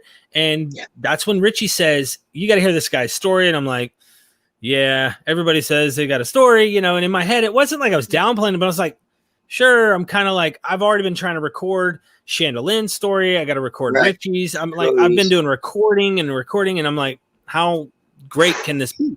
And you started telling it, and I said, holy crap, this is serious. So I leave Cali. I go back home. I'm living in Washington State at the time. I'm back in North Carolina. And we stayed in contact. And you were like, hey, bro, listen, we got to do more videos. And we started doing a couple other videos talking about the prisoner transport story about vomit and diarrhea on the floor. And the one guy laying across your feet, you spills. Okay, that's a whole nother story. Then you talk about the Flocka story, how you saw a dead body, but they thought you were tripping because you were calling the cops all the time about seeing stuff and whatnot. And it was a real dead body. Right. And you're out there homeless. You wouldn't even take that path anymore. I had seen many dead bodies by this time, but I had never seen one while I was tripping on Flocka. Never. With his arm extended straight up out of the water as a bloated. The guy had rigor mortis, and he was sticking his hand right out of the water like he was reaching for help. And the sun was just coming up, and I was just doing my morning shot in the mist, and here comes Flocka. Like Flocka's, it's so intense. It's like 100 times the rush of meth, and my eyeballs went right. And I'm just like, oh, and my heart starts going from like 100 to like 150. And my heart's pounding. I'm thinking serial killer. Oh my God, this guy's gonna kill me. And that's a story in itself. But right. And so I just wanted to say that, rehash that. Yeah. I'm going to tell the whole thing. I might as well, at least just to give them some context. I'm working with Owen, like I'm talking with him. And what I mean by working with him is not really, I'm just his brother. And Owen calls me, hey bro, I'm fucking pissed off. And here's why. And hey bro, I'm not happy right now. This is what's going on. And he told me some stuff that was going on with his employment at the time. And he was so irritated that people were claiming that he had used and that he had failed a urinalysis at his job, that he took that so personal because he said, I did not. He went down to the bar and he was telling me, and I couldn't talk him out of it. I was just like, love you no matter what, man. But he's like, I'm drinking. I don't care. And I know what happens when I drink. I know what I want when I drink. And I'm over here staying on the phone with him. Well, the next few days you stayed on the phone with me. You called me. But eventually Owen stopped calling me as much. Owen had other things that he needed to focus on. It's not that you didn't love me, but you lost control. And so you would call me, and there's a lot of people in Cali, I want to say this up front too, a lot of rehabs that like to use addicts insurance to try and get them into treatment. And There's 50,000. There's 50,000 homeless people in California, and just in Los Angeles alone, right. 50,000 people in Yeah. Los Angeles, California. Yep. And you would call me and you'd say, hey man, look, I can guarantee you there's people down here you can get into treatment. That wasn't what I was about. That was never what I was about. Nope. And so it wasn't even like that, bro. When you called me, my mission in my mind was, Owen, you going to be all right? No, Owen, you how are are Richie. you? Now you are Richie Weber. Never was about that. Never. Yeah. I never. I just want to say was. that was real, and you witnessed people they were going out there recruiting homeless people. Hey, what kind of insurance do you have? You want to get straight? Oh, yeah. I can get you. Right, and you Dude, witnessed it was absolutely crazy. Let me just go back. So okay. I'm standing in the middle of the meeting in West Palm Beach. I don't know if you guys can see it, but I got an abscess on my hand, and it's really gnarly. And I cut my hand open, and they had to surgically cut the abscess out of my hand. They cut down to the tendons. They never knew if I was going to be able to make my hand move again or anything. So I went into surgery. They cut me. They stitched me back up. My hand is septic. If I leave the hospital, I'm going to get septic and die. At the time, I didn't care. I had already signed paperwork. I OD'd 4 times in 2018, I think, and 4 times in 2018 and two times in 2019. I think that's the correct scenario. I don't know. I could be mistaking. It could be the opposite. 4 times in 2018 and 2019, I OD'd twice, and I signed paperwork in the hospital that if they ever resuscitated me again, that I would sue them for every penny I could sue them for. That I did not want, my life was not worth saving. Please let me die. If I'm already dead, please do not Narcan me and do not resuscitate. I signed paperwork at JFK and Good Samaritan Hospital for them not to resuscitate me. So I go into the hospital for one day for an abscess because my arm is literally in so much pain that I have to get surgery done, or I'm going to cut my arm off myself, or I don't know what I'm going to do. I can't. I'm picking at it with a needle and a knife, and I'm trying to dig it out myself, and I can't get it to get any better. It's just getting worse and worse and worse.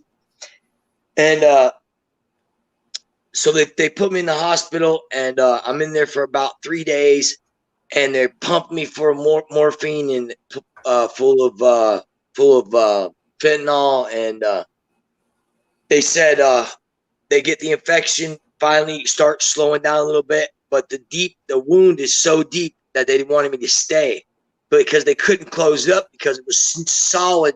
It was still draining, that they had to leave it open. My arm was still draining. The pus was coming all the way up to my elbow, and they're still draining the pus. When I could push on my muscle, there was no muscle. It was all nothing but pus.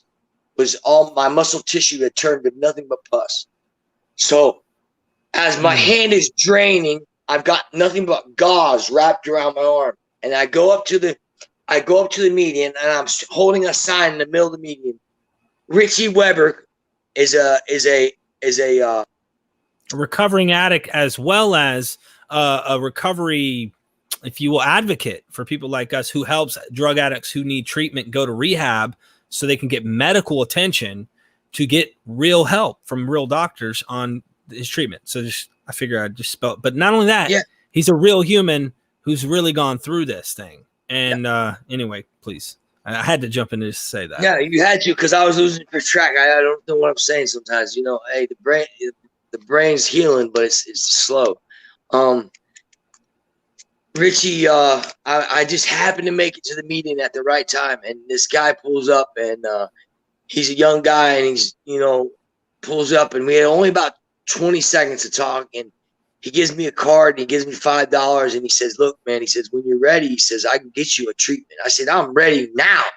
I said, right now, bro, I will drop everything. This money means nothing. I had $60 on me. I will throw this money away. I don't care. I don't care about dope. I don't want this. I want to get clean, bro. I want to get better. I want to get well. Where do I go?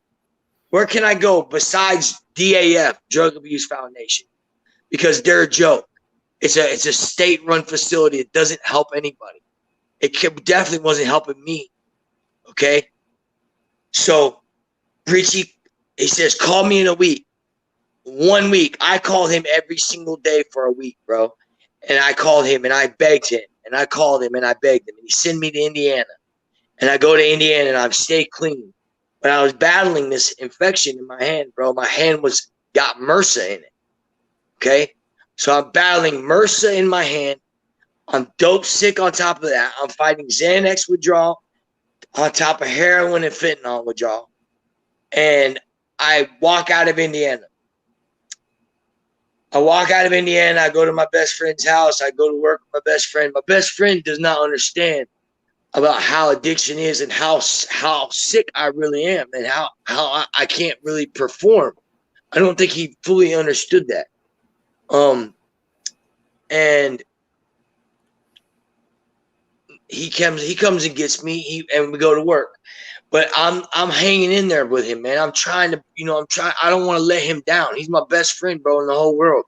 I don't want to let him down. So I'm constantly working through this withdrawal, working with painting, trying to paint a straight line. And he's yelling at me. And I'm like, oh my God, what am I doing? And I'm shaking like a leaf. And he's yelling at me. And finally, I just like, okay, I got to go back to treatment. So I go back, I overdose 2 more times at my best friend's house. He can't take it anymore. He beats me, we have a little fight. He punches me and he says, you got to go. You got to leave. Did this in my house with my kids up there. He said, you got to go, bro. He said, you totally disrespected me. He said, you got to leave. So I go stay with his mom. I go to his mom's house and I overdose again the same week. I overdosed. They luckily found me. This time I overdosed on the sidewalk. I was found on the sidewalk by a lady. She called 911. They took me to the hospital. Now I get Richie. I get right to the hospital and I get a phone call from Richie. Richie goes, how are you doing, bro? It's been a month or so. He's like, I'm saying, oh my God, bro. I said, I'm overdosed. I said, you just happened to call me again. He goes, I got you another scholarship. You're going back to Indiana Center for Recovery. So I'll go back to Indiana Center for Recovery. This time I go there and I stay clean for almost 90 days. And I think I got the world by the balls. I'm starting to work out. I'm starting to bench press, whatever. I'm starting to feel good. I'm starting to get girlfriends. I'm starting to look good, feel good for the first time in 7 years. I went 1.5 years without a shower, bro. Of course I'm going to be happy the way I look and feel. I haven't showered in 1.5 years prior to getting to Indiana. 90 days I'm clean and sober. And I choose to go drinking. And then I relapsed on heroin. And it was downhill. That night they threw me out. They didn't give me another chance. The rehab threw me out. And I was stuck and homeless in Indiana. My best friend, Ronnie, again, saves me. He comes and gets me. He picks me up. I go back to his house. What do I do? I overdose again. Come on, Owen. I overdose again in his house. This is like the third time. We might have lost Owen for a second here. There? Can you hear me? Hang on. Can you hear me? Yep, I can hear you now. Go ahead. Okay. So I overdosed for the third time after Indiana Center Recovery. I went to Indiana Center Recovery twice. I overdosed again at my best friend Ronnie's house. And he's like, bro, you got to go. You can't do this again, bro. You said you weren't going to do this anymore. What's wrong with you, OJ? He doesn't understand the disease. I said, bro, I don't know what to do. I don't know what I'm doing anymore.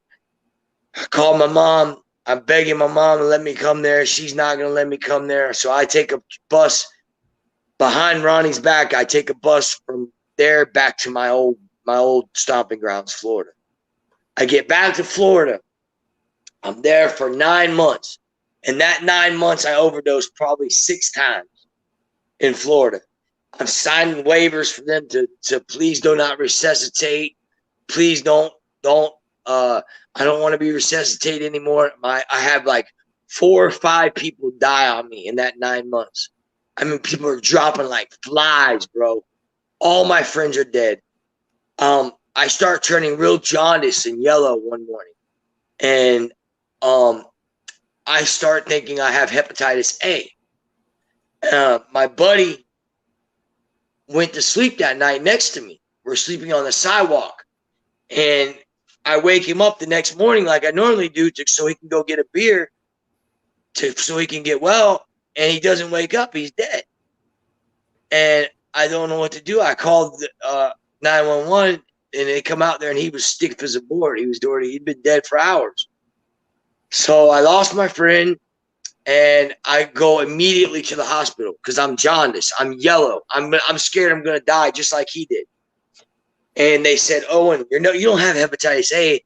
They said, you have gallbladder disease. Your gallbladder needs to be taken out. You have gallstones the size of hailstones. He said, you've got to get your gallbladder taken out now before you kill yourself.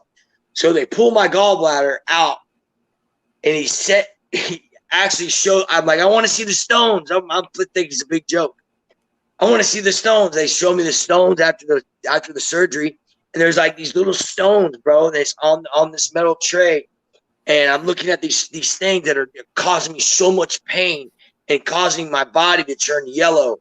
And it's what it is. It's bacteria. It's like I don't know what it is. I'm not a medical professional, but it's like causing me to turn jaundice, and I'm dying. It looks like. So what happened then? Okay, I can make it out of the hospital there and get the gallbladders taken out. And I called my mom. She buys me $100 phone. She sends me $100. I buy a phone. It costs $78. I take the rest of the money. I go stand on the sidewalk for another 30 minutes. I make another $100. I call the dope man. Give me $100 with the dope. Richie calls me again. It's been a year and a half since I talked to Richie. A year, maybe more. It's been at least a year. I haven't talked to him in over a year, okay? He's not wanting to talk to me because I just probably pissed him off because I walked out of treatment again, okay? And he goes, bro, I said, where are you at, Rich? He's like, I'm in Cali.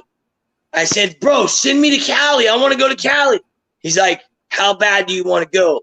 He's like, I know you're going to do well while you're here, but then when you decide to run off, you're going to run off. And I said, bro, I promise you, bro, I will not run for nobody, bro. I will be the best. I will succeed there, bro. And he hung up the phone with me. He called me later on that day. He said, when can you get on the plane? I said, tomorrow. He said, how about tonight? I said, okay, tonight. I bought as much dope as I could, and I put it up my butt, took a syringe, stuck it up my butt, and got on the plane. I shot dope the whole way to Cali on the plane, got through security, made it through security, got to California. Wow. I get to the thing, they're checking my blood pressure, and they're checking everything, make sure I'm still alive. And I get the Cali, the detox there at California. I don't want to say the name of the place. I'll just say Recovery Center of California. And I'm in the detox, and this is the nicest treatment center I've ever been to in my life. If you've never been to California, Huntington Beach, you're missing out. Okay? Listen, Derek Lambert and Richie Weber can get you there if you have insurance. They can get you into treatment. Call them. Okay? And if Richie can't get you in, Derek will get you in. If Derek can't get you in, Richie will get you in. Call them. They have connections. All right? So yeah, anyways, Richie would be your guy right now. I'm currently not employed anywhere. So, but are you not? No, I'm not. I'm not, man.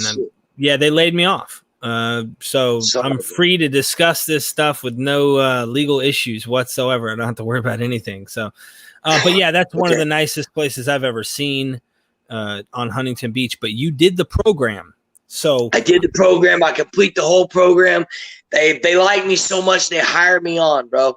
I couldn't even bench press 125 pounds when I got there. When I left there in 3 months, I was bench pressing 305 pounds. I was a monster. I worshiped the gym and God, but I was worshiping the wrong. Listen, my God was totally, And that this might work for some people. Good orderly direction. God.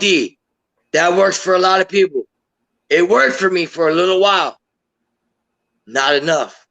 Not enough for a guy like me. I learned this way. This time I had to get serious, bro. I relapsed out in California. I didn't know why.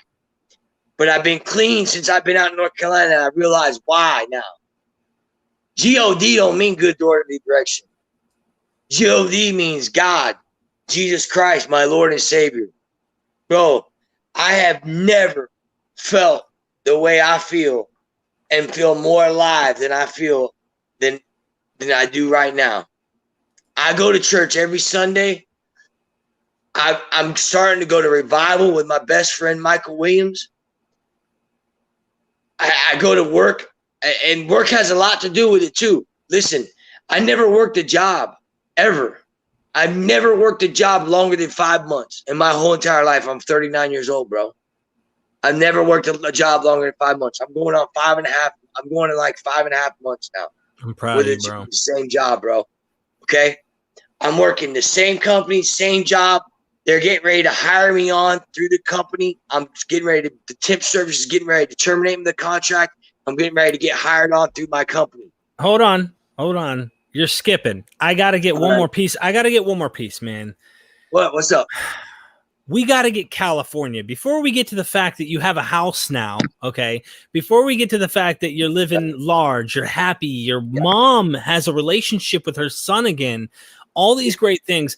I want to dig into California. And for those who are watching, this is a real story. There's no limits. There's no rules. There's no, you don't say this. We only want to hear this. We only want to hear that. This ain't a meeting.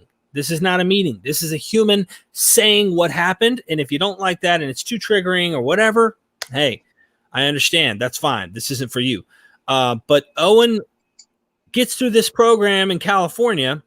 Everything looks good. He gives me a call and says, hell no, this isn't going to work.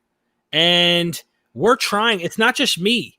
Your buddy down in Cali that's going to the meetings with you in AA. You were hanging out with him all the time. We're all trying. Jimmy Santos. Yep. We're trying to help you stay on the right path. And next thing you know, we lose control, bro. He saved you one time. He came down there and helped you. You know what I'm saying? But he can't control you. Nobody can control you. So you get out.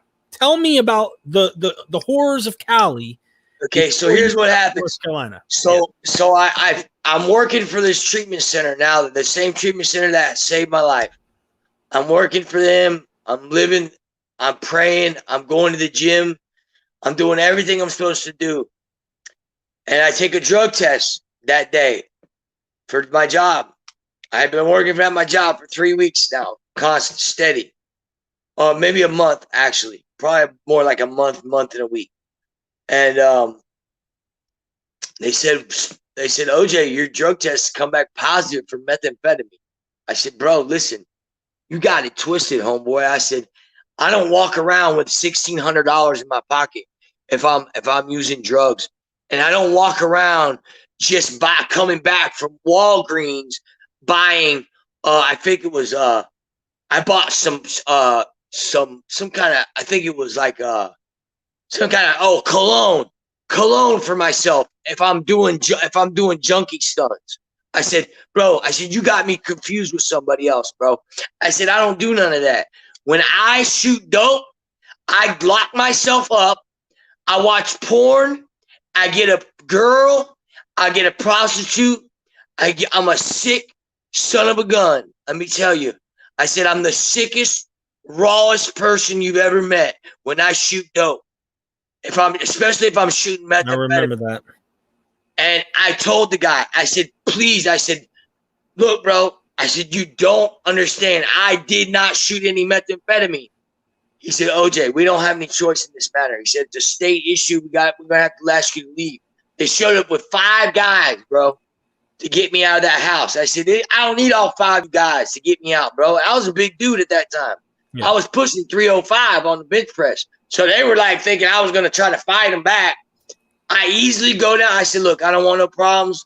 I'm going to turn around and walk out of y'all's place. I said, the hell with all y'all. I said, good luck with whatever you guys are running here. So let me pause, Owen. I got to say this because where you worked is also where you slept. You didn't have a home. This was your living and your place to sleep. So when you got kicked out from working there, you weren't allowed to live there. It was no longer. I had nowhere to live. In a moment's notice, I was fired and homeless with nothing but about $1,600 in my pocket, no bank account. Oh, I just started working there, so I just got paid. They gave me my last paycheck, $1,600, and another check for about $900. Okay? So I'm walking around the streets, California. First of all, my best friend came in that weekend, Kenneth Raven, multimillionaire, okay? The same weekend, they said I relapsed. Why would I relapse the same weekend? I haven't seen my best friend in 2 years. I haven't seen my best friend in 2 solid years, bro. I'm not gonna pick that weekend to relapse on drugs. Are you crazy? Anyways, so I failed the drug test. I told Ken before he got there, I said, bro, listen. I said, just turn around and go back to Arizona, bro. I said, I failed my drug test.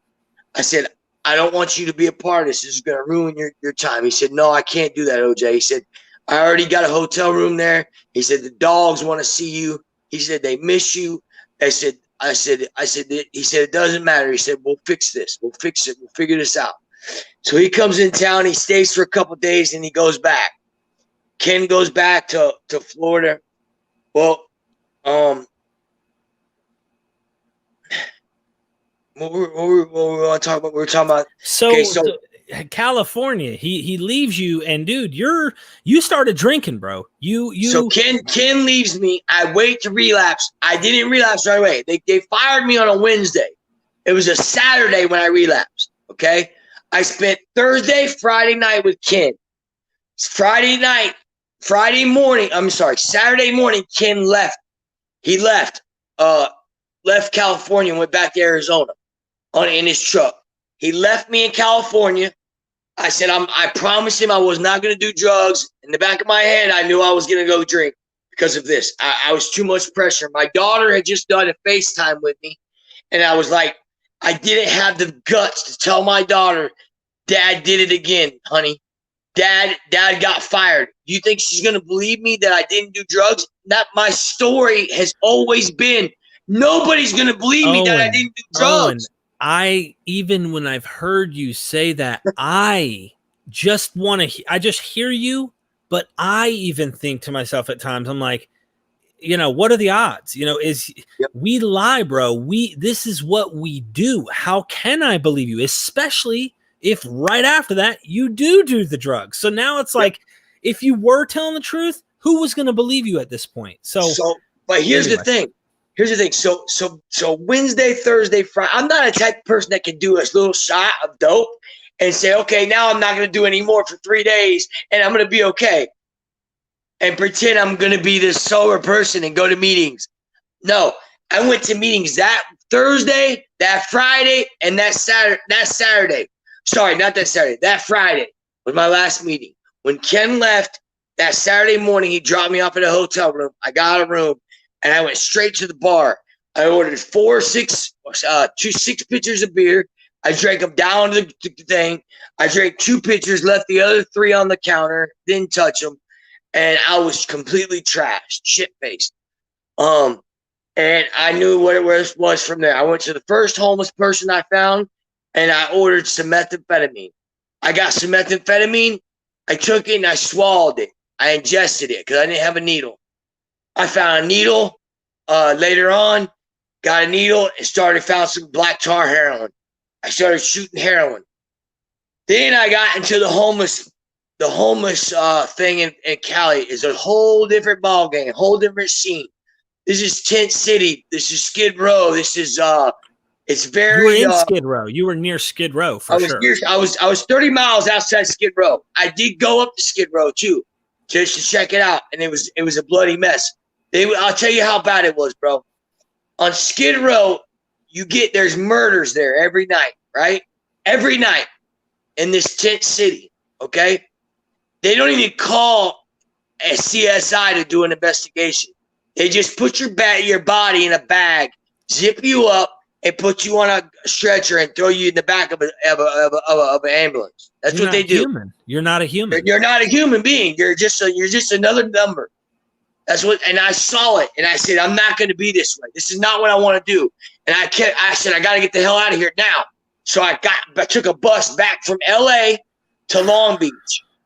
From Long Beach, I stayed at Long Beach, down in Long Beach, California. I was homeless in Long Beach for a couple of weeks. My boy Jimmy Santos picked me up in Long Beach. We drove around Long Beach, and he's talking to me and his sponsor, Danny, and we're constantly talking, and I'm trying to get back sobriety. I'm going to meetings, and I'm still trying to get 1 day sober, bro, and I couldn't get 1 day sober. I couldn't get 1 day. 1 day. I couldn't even get a couple hours. I asked my friend Jimmy to do the worst thing in the world, which was to buy me drugs. And he's sober. Danny. He is sober. He's sober. Jimmy and Danny were sober at the time. But they go on the limb because I'm getting dope sick at this time. And they didn't want me to get killed. They know got the mentality to where I'm going to get killed. I'm going to get shot and murdered down here in California. It's a whole different element scene down in California than it is in Miami and in the rest of the world, okay? There's no real gang members down there, okay? Not pretend that they're real gang members down there, okay? They will shoot you over $2. Kill you graveyard dead for $2, bro. A crackhead will split you open, cut you, gut you, and forget about you. And you'll be left on the side of the road, and nobody's going to stop it even because they see it every day. Every day, bro, they see it. So you're nothing. You're just a piece of trash to them. So I discovered quick in California that I was just another statistic. And I was going to be another statistic if I didn't change my ways. So I get back to Huntington Beach, California, where it's a little bit rich, a little bit more wealth, a little bit more. There's still homeless people, but it's not that murder scene. It's not that dangerous. I can go to sleep at night and not have to worry about somebody hitting me in the head and cutting my throat while I'm sleeping. Okay? Not that I did that much sleeping anyways. I was mostly hustling, trying to make money for my dope habit. So I get into Huntington Beach, and dude, I'm calling you from the phone on FaceTime all the time. You saw me. I was looking worse and worse and worse. Every time I called you, I was looking worse and worse. My face was getting sunken in. I was calling you. I was crying to you. I was like, damn, Derek. I was like, bro, I've lost everything, bro. What am I going to do? Tears were coming down my face. You were like, bro, just hang in there. Just stay alive. Remember what you told them guys in the film. Just stay alive. And I'm like, bro, I'm trying to stay alive, bro. But this is different down here, man. I don't know anything. I don't even know how to make money down here. I said, I haven't even gotten to I didn't want to start doing the panhandling there because I thought it would be too good at it. I thought the money would be too good and I'd be addicted. I'd be stuck in California for the rest of my life. I didn't want to do that. I wanted a chance to go back home. So I get on the phone with my mom and I'm begging her.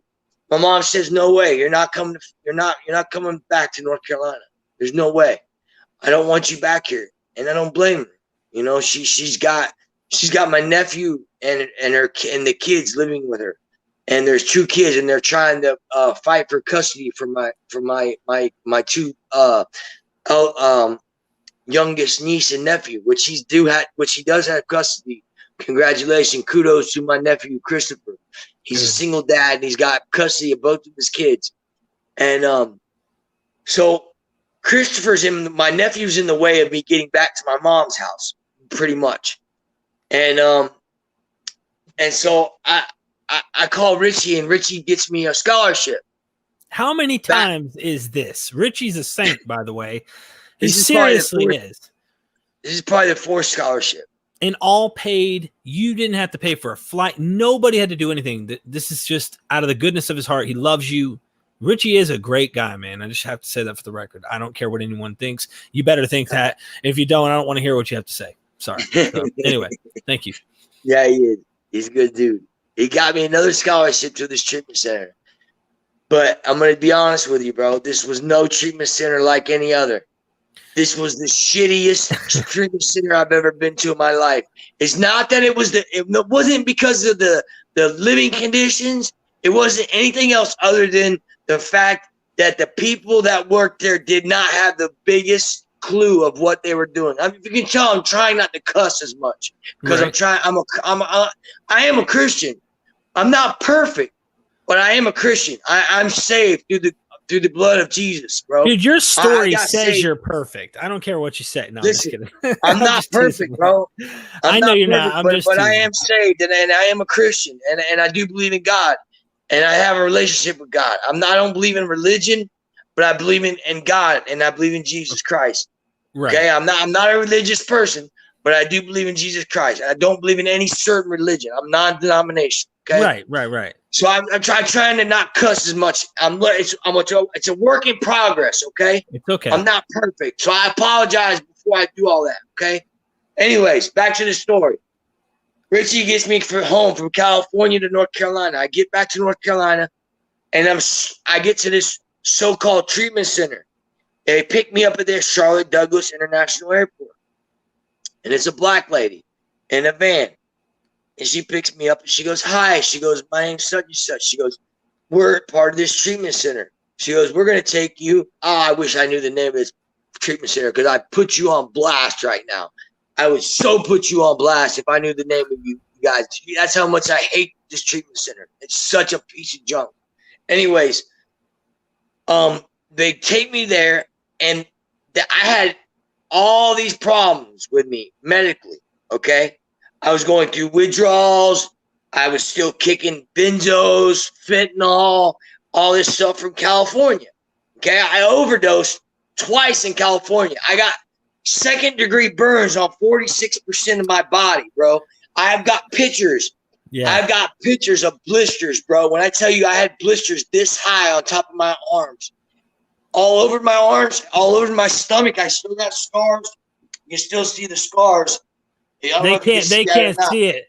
They can't. Okay, well, I got scars all over my body from these burns when I overdosed in California. So Owen, just so they know, did you nod out in the bathtub with the full? I mean, I think you told me because you had all these marks all over you. Some girl something was going on, and it was a prostitute. It was a prostitute. It was meth. I planned on killing myself. I was gonna die. I didn't have the guts to face my daughter again. So I thought death would be an easy way out. So I bought methamphetamine, heroin for fun, and then fentanyl to kill myself when it was all over with. And I did the methamphetamine, had lots of sex, did the heroin, had some fun, got relaxed, and then I did fentanyl, and I don't remember anything after that except the bathtub. I remember being butt naked in the bathtub, and the girl had a teapot on top of the stove, and she was boiling water, and she took the teapot, and this is the only reason I know this is because there was another person in the room that told me what had happened. And she took the teapot, she poured it on top of me and burned second-degree burns across 46% of my body, across my stomach, my arms. I had blisters so high, dude. I was wrapped in gauze. I had to go to the burn clinic in the burn unit. I was in the burn unit for 2.5 days. My buddy Jimmy Santos from California and Danny had to pick me up from the burn clinic. Okay, I was in there for 24 hours or so. You also had a cut. You also had a huge cut. I remember you cut yourself somehow. I can't remember exactly, but you had a huge gash. I broke my ribs. I broke 2 ribs. I had 2 broken ribs, and I had burns across 46% of my body, and I had 2 broken ribs on my left side. Because when she burned me, I came alive. I came back to life in the bathtub, and I jumped up. And when I jumped up, I slipped and hit my ribs on the side of the tub and broke 2 of my ribs. So for 2 months now, I go back to the same treatment center I worked for. And I'm sorry, 3 weeks. 3 weeks. I'm back at the treatment center I was working at for 3 weeks. They let me stay there for 3 more weeks, free of charge. It let me heal up. I was able to barely walk out of that place. I was still had broken ribs when I walked out of there, but most of my wounds were starting to heal up pretty nice. I still had a lot of pus and stuff coming off my skin, and a lot of burns were still there. I was in pretty bad shape even after 3 weeks. But I was released from there, and I got a scholarship from there. That's why Richie gave me the scholarship. He wanted to get me out of there before I died. He knew death was the next thing. Oh yeah. He just knew I was going to die.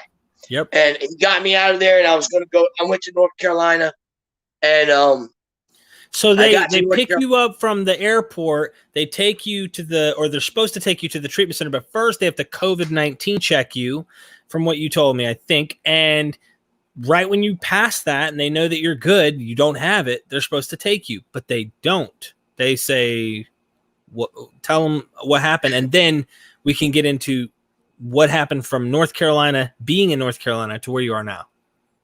Oh, I go to detox myself, and at this place in California, and this is after I got all this burns and stuff, and they take me in and they detox me, but only for 2 days.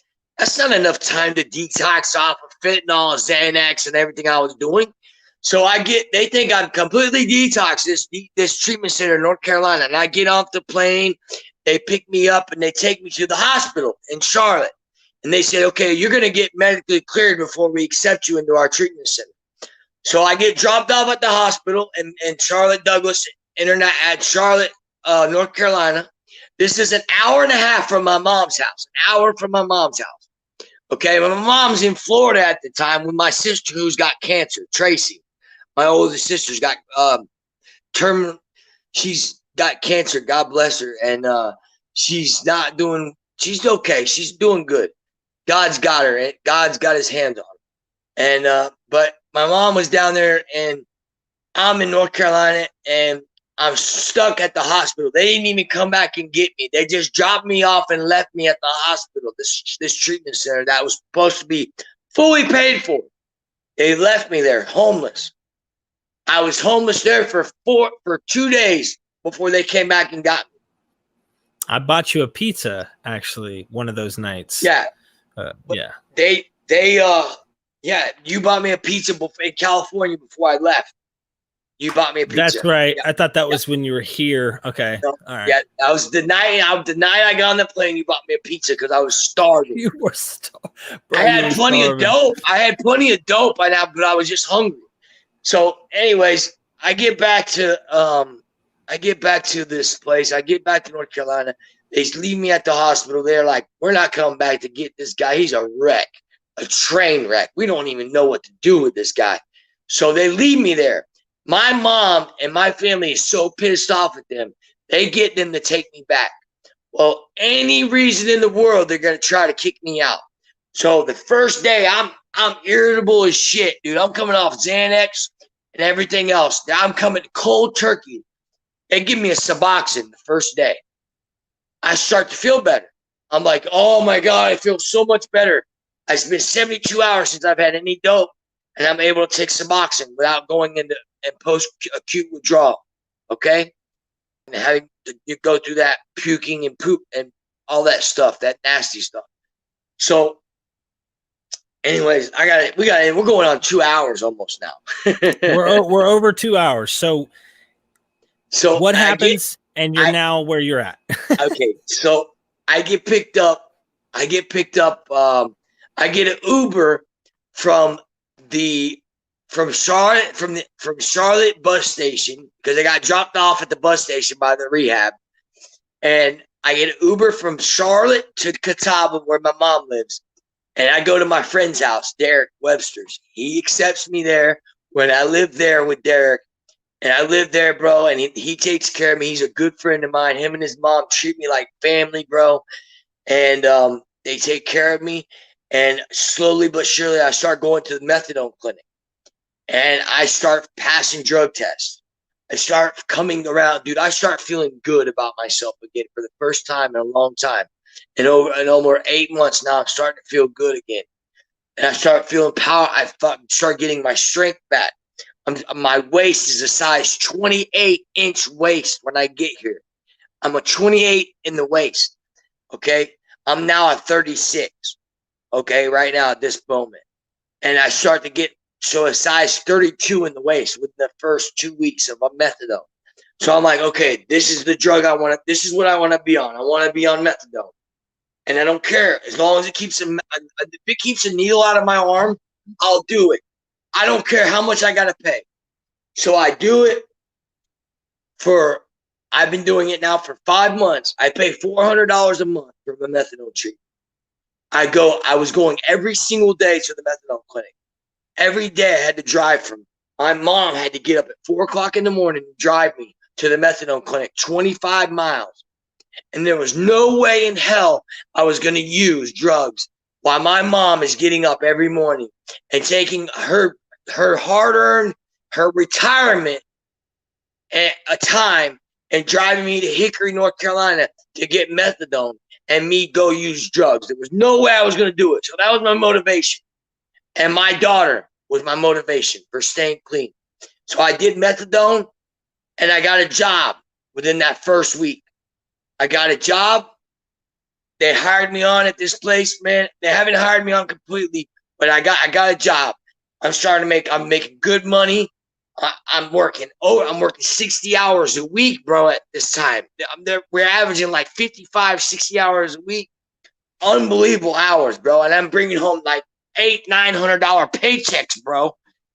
Well, then my child support kicks in and the taxes, I fall in the tax bracket and my money starts dwindling down, but I'm still saving money, bro. I save over $2,000. I buy my own place to live in 2.5 months. 2.5 months, I've got my own place to live. 2-bedroom, 1-bath house. Beautiful house, bro. Absolutely gorgeous. Hardwood floors. I did it all by myself. My mom, with a little bit of help from my mom financially, which I'm paying her back slowly. But mostly I bought my mom a brand new $600 computer that she needed. I got a brand new mattress, $1,900 mattress from the place I work at. They donated. They took it back and then they gave it back to me because they realized they messed up. They messed up on their part, okay, on the paperwork. But I got the mattress now. It's a king size mattress. It's absolutely gorgeous. $1,900 mattress they gave to me. And these aren't just, dude, I don't owe anybody. You know who I owe this to? God. God is the reason why everything in my life is falling into place. Not methadone, not this person or that person, but God. God is the reason for all this, bro. Without him, bro, I got nothing. I got absolutely nothing. Don't forget, I love my daughter dearly, bro. I love her more than anything in this world. Her and my mom are the top two in my life. But without God, I got nothing. I don't have them either. So and that's how I'm going to end this. Congratulations, man. Seriously, congratulations for life. You have life right now. You're 5 months. You are going through a methadone treatment, and it saved your life. Like it's got you where you're okay. I'm not sitting here. This is not a plug for that. This is not say go do that. Here's what I'll say. I'll say this. Whatever it takes for me to get clean, I'm going to do it. I don't care what you think. I don't care what the stigma is. I don't care. That's for me. And for me, what I did worked for me. That didn't work for you, or it hasn't. You know what I mean? Not to say who knows the future, right? But I say that to say, man, you have called me over and over. You're excited. Your energy's back. You have your own house, your mom, your relationship with your family. You're the responsible one. They kind of look at you and they're like, okay, Owen, what do you think I should do? Like you can give them advice now. You were the last person on earth anyone wanted to talk to or even have to ask for advice. Bro, you called me. You had gray hair. Okay, let me give the image for people. I don't think they understand. Like if you look at this man right here, let me show you. This right here was like gray. He had gray way more going on than that Joker. Okay. And let me pull that. Hold on. What did I do? Let me see. Pull this down. There we go. All right. Yeah. So you were looking old and shabby and dying and I was looking bad, bro. You were bad, and look at you now, bro. And so here's the thing. Hold on to whatever you have right now. Don't let it go. This is hope for anyone out there. Like, your story probably doesn't come up to this level of insanity, and you didn't probably do all the things that Owen did. There's so many stories I do want to get with you. I think I'm just going to do it in person, though, with my camera gear. Since you're only 2.5 hours from me. Well, and you got some of them already taped on tape. You just got to play them. Yeah, I gotta get them and put them on the channel for everybody to see. At the time, I couldn't because I worked for that treatment center that we recorded in, and so now it's it's one of those things where there isn't any evidence where it is and nothing. There's no plug. So, Owen, if you wanted to say something to someone right now who's out there in the streets, I asked you this a long time ago before you relapsed again. You might have the same response. Someone's out there right now. They're out in the streets. Cold, they can't hear a thing you really say, but if you were to say it just to say it, what would you say to someone who's out there? The last time you said, just keep breathing and don't die. And that's why I told you on the streets when you video called me in Cali, and I said, just keep breathing, bro. Don't die. Don't stop fighting, right? What would you say to them right now with your experience? I don't know, man. I really don't. That's a hard question, bro. I've been fighting drugs and alcohol for 24 long years, bro.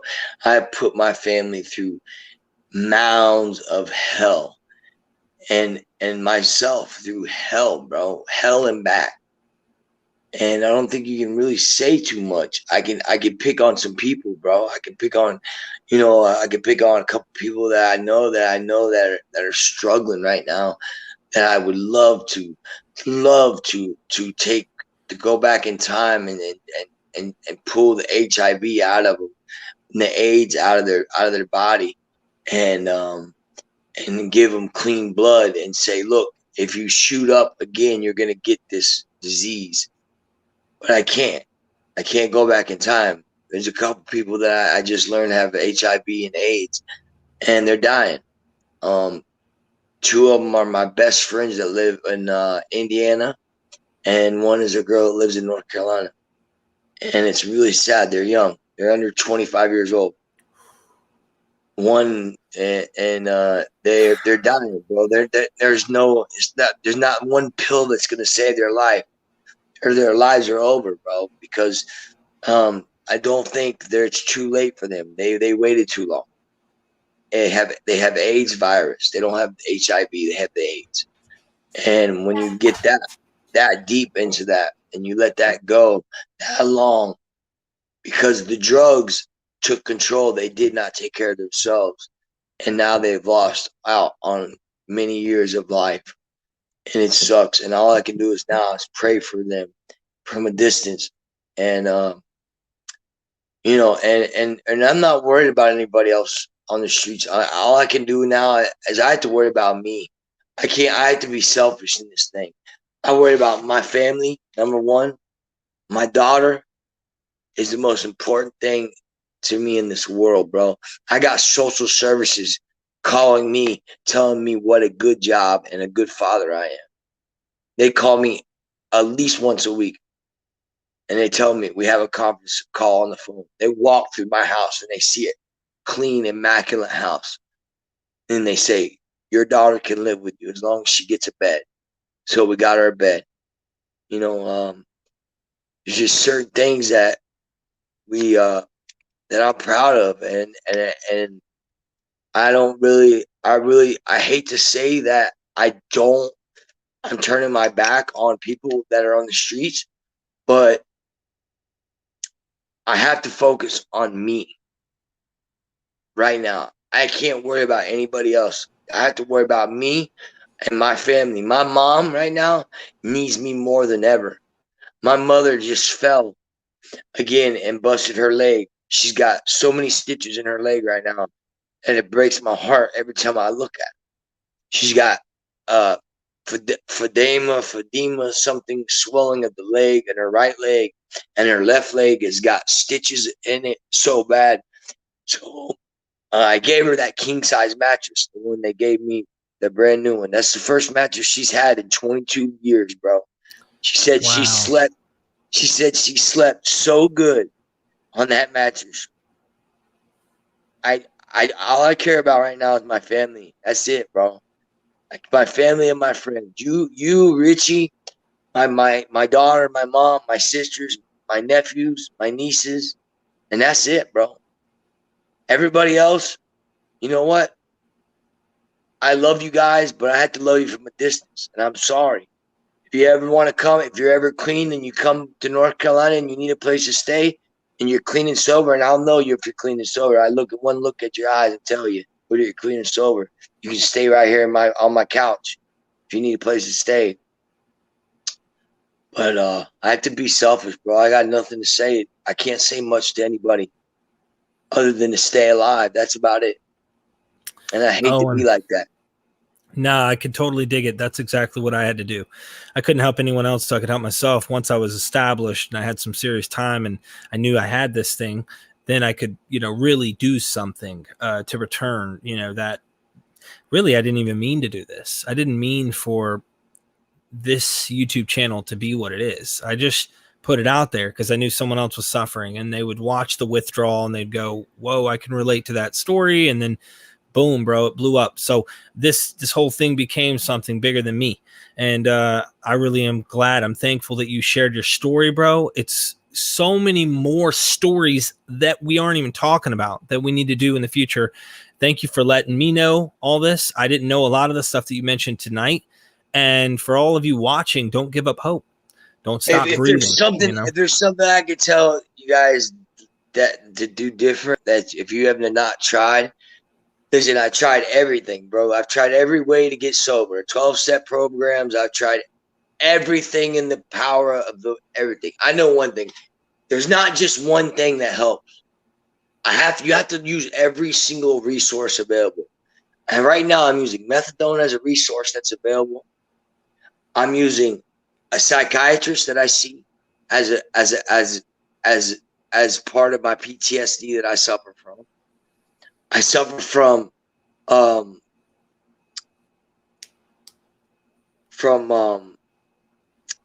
I can't even think of the name of it. The one where you constantly going, and ADHD.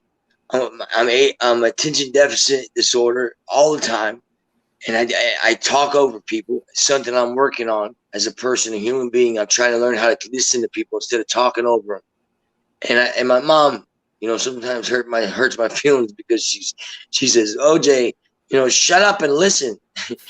and she's right. I need to shut up and listen. Because Did you notice you just cut me off to say that? No, I'm just kidding. You really did. I don't have any offense. We're really good friends. It's just so funny that your point is proven. Yeah, I love it when you call them. And it's something I can't help, bro. And I really wish I could change those things.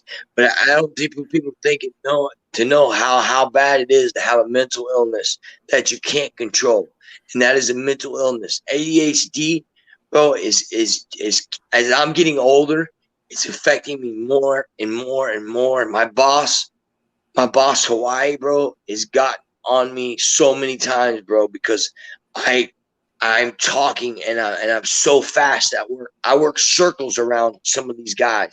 They're half my age, and I don't just work that fast, but I talk over them. I talk through them. I'm a fast talker, and I don't listen very well. And it's part of this disease. I believe it has a lot to do with my addiction. I believe that we need to focus on mental illness and possibly come out with some kind of medicine for people that have mental illnesses like ADHD, other than Adderall and stuff that is addicting, that causes people to be on drugs in the first place. Owen, real quick, someone thank you all for the love and the support from Facebook and YouTube. This is airing on both. Someone says you should get a cat, but pretty much get a pet. Maybe a pet will help also. I've heard about that. I mean, you have another life in your hands. Come close to a pet. To cats. Well, get a dog. And I'm look, allergic to drugs and alcohol too, because every time I break out in handcuffs. I used to use that one, man. I used to use that one when I was in social settings, and I'd go somewhere and then they'd laugh, and I'm like, no, I'm serious. Anyway, Owen, thank you so much, man. You really had to get this off your chest. You let the whole world know, and I love you, man. We love you, Love you too, and bro. we want to hear more from you. We want to do more stories, and so with that, everybody, thank you for tuning in and listening. If you haven't watched this yet and you're watching this later, thank you for watching it. Don't forget to hit that like button. Don't give up on people. There's always hope. My brother, I thought I lost, and look at him now, 7 months clean off of all that. He might smoke pot, but that's not needles in his arms. So Okay. I'm proud of him. I'm proud of you, and Absolutely. I'm proud of myself, man. Look how far Absolutely. I've come. So with that being said, I love you, and thank you I love for you all too, watching. Dave. Love All you, right. brother. Thanks, man. Bye. Bye.